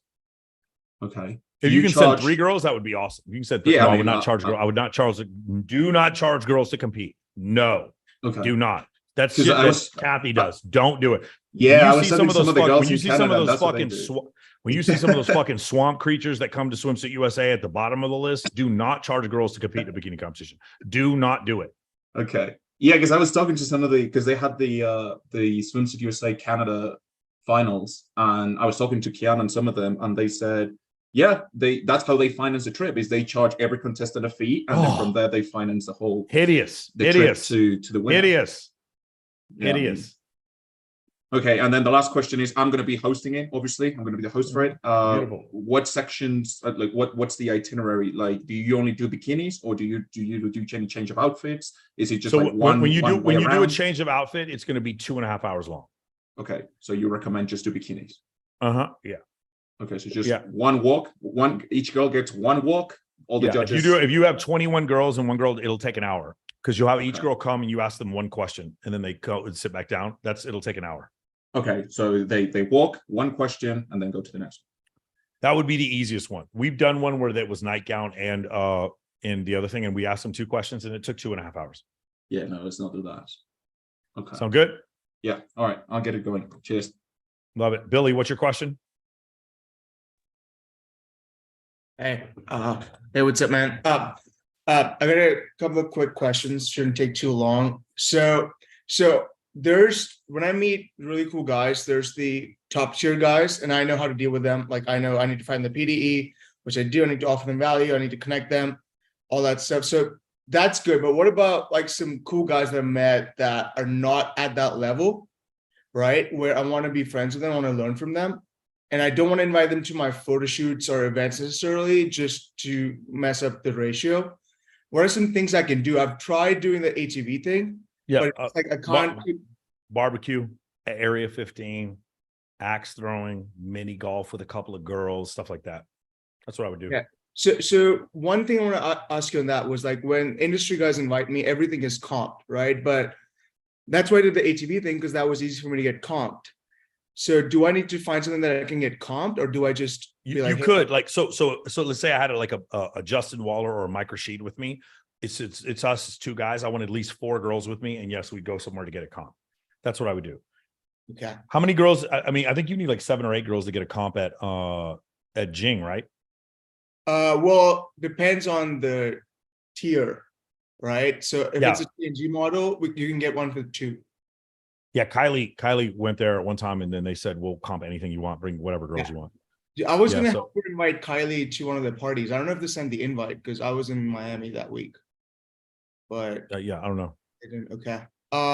So the other thing, this one's dumb, but recently, randomly, a girl blocked me. I have no idea why. The last Doesn't matter. It makes no difference. It's her boyfriend probably blocked you. Don't worry about it. Okay. And the last thing, unless you're lying, and you do have an idea why. No, I have. So the last thing I told her was that, well, she works at a restaurant and she gave me a drink, and I didn't have a long conversation with her because she was working, right? But we know each other. And the next day I was like, oh, Joe said we should invite her to the photo shoot. And I couldn't find her IG, and he could find her. And I was like, holy shit, she blocked me for no reason. like it was. I left a good tip too, bro. Like I have no idea. Like, it wasn't like I was being. It's weird. Her boyfriend is the bar manager and watched the conversation and blocked you. Oh really? I mean, you think that might be possibly caught it. Okay. Cool. And one final thing. So this one I've already decided the answer on, but essentially I'm having. So last weekend I met some really cool people, and I'm having them. I'm inviting a bunch of those people to come to Vegas for the Maxim Carnival or for Babes. I talked to Steve. He said he's gonna have the deal done this week. I was thinking of getting tables, and these guys can afford tables, and making money off it. But I think this morning I decided against it. I wanted to get your feedback because I thought I could. I know the guys I'm inviting. I understand the PDE, so I know I can help there because I can fill the tables up with attractive women. But I was thinking of making, some money off it, like Anthony does, for example. But I don't really need to do that, and I feel like it will be a weird dynamic. I don't want them to treat me as a promoter, but as a friend. I wouldn't do it. Okay. Yeah, Anthony. I don't know what Anthony's arrangement is, but I mean, personally, it just makes things harder. Okay. Cool. Thanks. Thomas, what's your question, Thomas? Stand by, Thomas. I screwed up. Unmute yourself. Yeah, hi, Michael. Thanks for your time.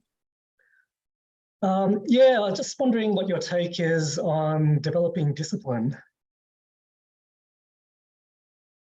I mean, you got to be way more. Yeah. So, how about you got to be way more specific than that, man. How about developing habits? Huh? Creating a habit. I will tell you some books. I would read the Power of Full Engagement. I would read books like that. Like as far as discipline. Oh, I'll tell you the best book on discipline I've ever read, which is a book that says discipline doesn't exist. Its obsession is Can't Hurt Me by David Goggins. Can't Hurt Me. Okay. Yep. Right, fantastic. That's the thing. Like you need to get to the point where you go to the gym every day, and then when you don't go to the gym, you feel guilty, as opposed to when you were supposed to go to the gym, you feel like fuck, I don't want to do this. You feel guilty for not going. Right. Makes sense. Yeah, I'm trying to sort of treat things like developing habits of like brushing your teeth, that sort of thing. Just try to get that same mindset. You just do it every day. That's it. Like brushing your teeth. Yeah, but the trick is it's not a function of like discipline. It's like you do the thing today, and you do the thing today, tomorrow, and you do the thing today, the next day, and the next day, and the next day. And what'll happen is your body will search for equilibrium, and the equilibrium will be to do the thing you've been doing.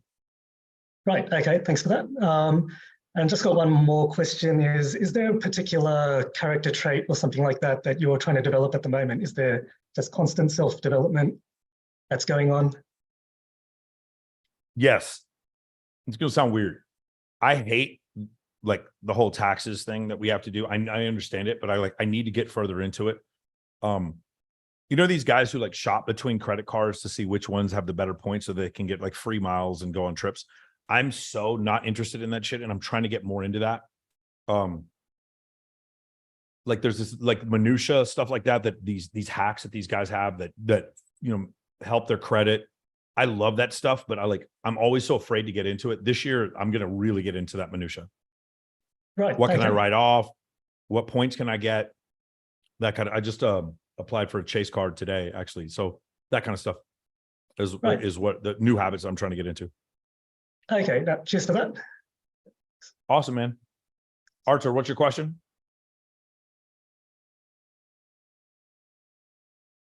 Hey, Mike. So one more from me. And Billy kind of touched upon it a little bit. I remember that you back in the day used to organize group dinners, like with Sancho back in the day and all these guys, and you'll get that comp statistic or whatever. Mm-hmm. So is content around how to organize that in MOA? Is that something I should look for in there? Or yeah, yeah, definitely. It's in the event planning section. We go over comps. Yeah. All right, cool. Then also there's a ton of guys who do comps every week in MOA. Just ask any of them. It's a very unique Vegas thing we do. Let's go to Ziffy Yang. What's going on, Hello, man? can you hear me? Can you hear me? Yep. All right. So a few questions. First question is that, so at times, right, you get. Hey, man, I think you should probably take your AirPods off and then talk into the phone because we can't hear you.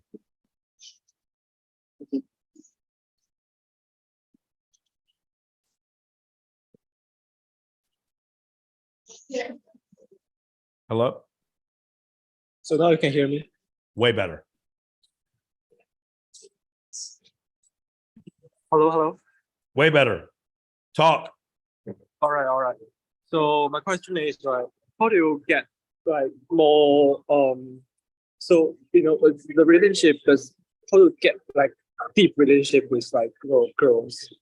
It's not like you just maybe get them to qualify and some stuff like that. I just wonder like if you can be more intimate in essence so that they get more, they can like hang out whatever. So it's just like the extent to which you are familiar with the girl. I don't understand the question. What do you want? What's the result you want? Is to get like to deepen the relationship. Okay. With who? With girls. Okay. So let me, I think you're looking at this the wrong way. Here's what I do. I create a lifestyle to where there's a lot of girls that come in and out of my life. Most of them not sexually, but a lot of them are, we may end up hooking up. Not so much now because I have Kylie. But that's the thing is, I create a lifestyle of abundance. In the lifestyle of abundance with a bunch of these girls, a few of them meet my standard and then I get closer to them. But I don't try to get closer to all of them. The ones that are attractive, I might have sex with them or I might not. I don't really have to push it because I have so much pre-selection going for me. So, but what I do instead is I have a ton of girls, a ton of applicants, and the one that meets the standard, then I choose to get closer with her. Does that make sense? Yippee? Okay. You guys you need to get out of this mindset of like, how do I see girl X and then manipulate girl X into liking me? What you need to do instead, what we teach in this program, rule number 3, abundance is always the answer. What you need to do instead is, how do I get hundreds of girls to like me and then pick which one's perfect? Okay. Okay. So are you going to do something like that? Are you going to like, are you going to ask them to hang out with you, or are you going to just invite them to events first or something? You're going to invite. So to me, everything is a group thing. Other than when Kylie and I go out, I like to go out with, I very much feel uncomfortable unless I have 4 girls with me. Okay. But that doesn't like answer my question. My question is.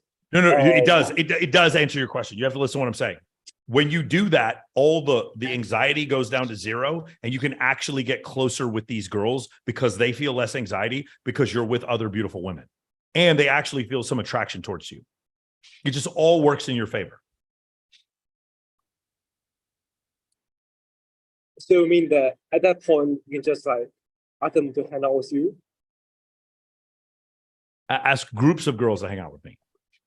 Okay. I don't really go. I really don't go on one-on-one dates. The only time I go on one-on-one dates is like if me and a girl just had sex and we want to go eat noodles afterwards. Like I don't really go on a lot of one-on-one dates.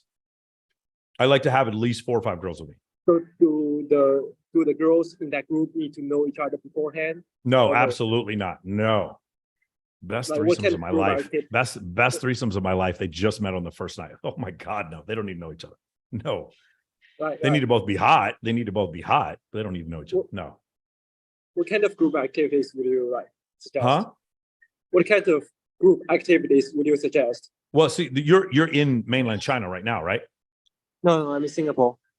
Okay, you're in Singapore. I would talk to Tom Anderson and I would talk to Mohit and ask them.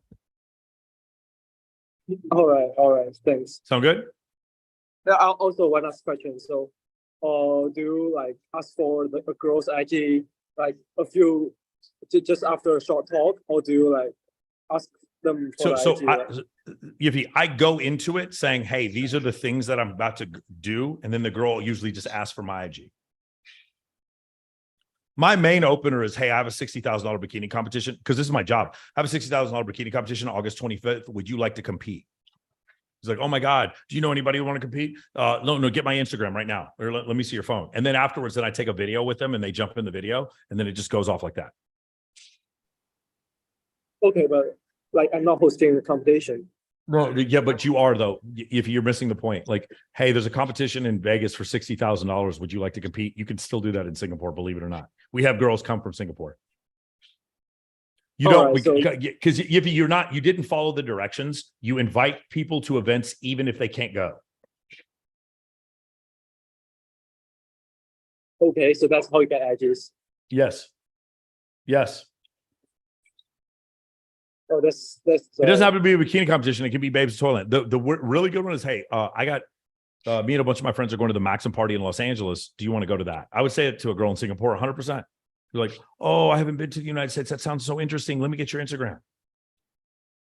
You guys need to stop thinking about this literally like a fucking scientist. This is when you're talking to women, you're not doing that. You're just sparking a feeling, an emotion. That's all you're doing. Okay. So can you repeat what you said? You're not, you're thinking about this too analytically. You're just sparking an emotion. That's all you're doing. Okay.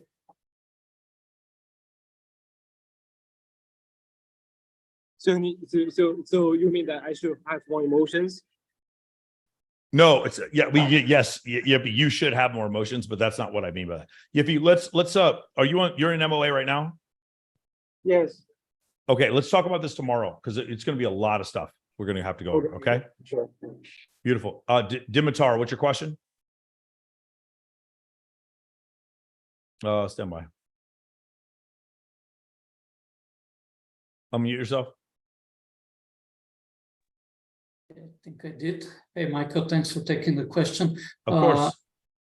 Mine is actually sort of related to what we just talked about. I was wondering when you're messaging people, inviting them to events strictly to open a thread when you don't expect them to go. Does it happen? And if it does, how do you deal with expectations? Yeah, it's pretty easy. You just send them to me and I put them on the list. It's really easy. No, my question is, what if they expect you to pay? Like if they interpret the invitation as you offering to pay to slide. Yeah. So the problem is if girls are doing that, then there's something wrong with your Instagram. Like girls never hit me up and say that. If you need to fix your Instagram, girls should not be saying, hey, what happened, Dimitar, is that you're hitting up girls that are prostitutes and they're thinking that you're going to pay for them to go somewhere or they're sugar babies. And my thing is like, oh, no, sorry, we're not paying. It's just an event that you go to. That's what I say to them. That maybe happens 3 times a year for me because they understand like, no, you get to hang out with cool people. That's why you're going. Yeah. So the response is basically just no and moving on. Yeah. Just no and move on. It's exactly right. Yes. Okay, cool. Cool. Thank you. That's awesome. Last question, John Owley. What's your question?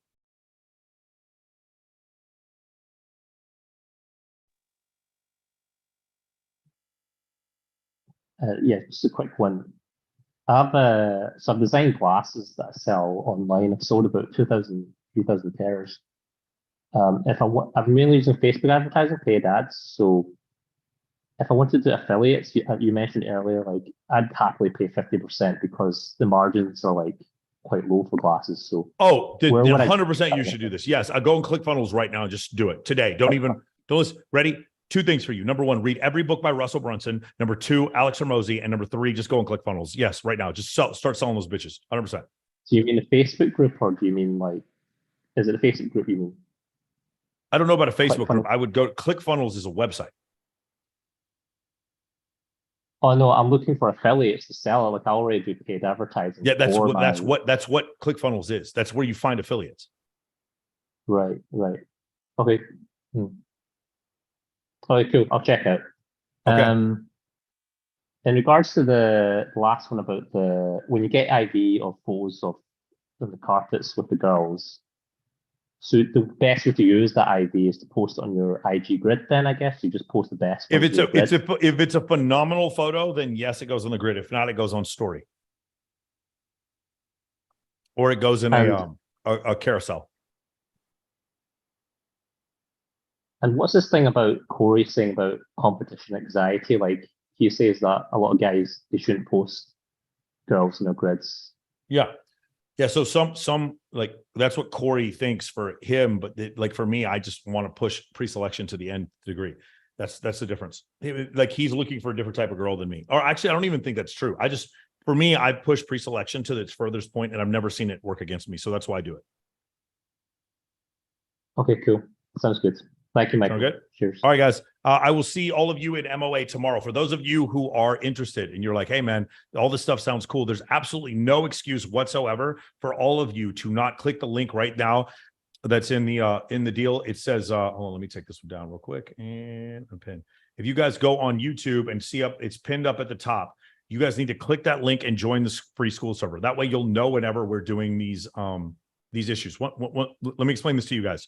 The free school server is free. That's why we put the link in there. All of you should click that link. All of you should be joining the free school server. You'll get notifications for all the stuff that's going on here. Plus there's a free course. Plus there's 30 IG testimonials. Plus there's a 30 book list that's in there. Plus there's a schedule of everything we do. Plus all the others, 1,300 members that are currently in there right now. You all have to join the free school server. If you guys are like, hey man, I've seen enough, this is clearly the program I want to be a part of. He's got 600 guys in the program. Nobody ever wants to get out. People have been in this program for since its inception and nobody has any complaints. Then go ahead and click the second link right there. It says MOAmentoring.com and set up a call. Just set up a call, join us.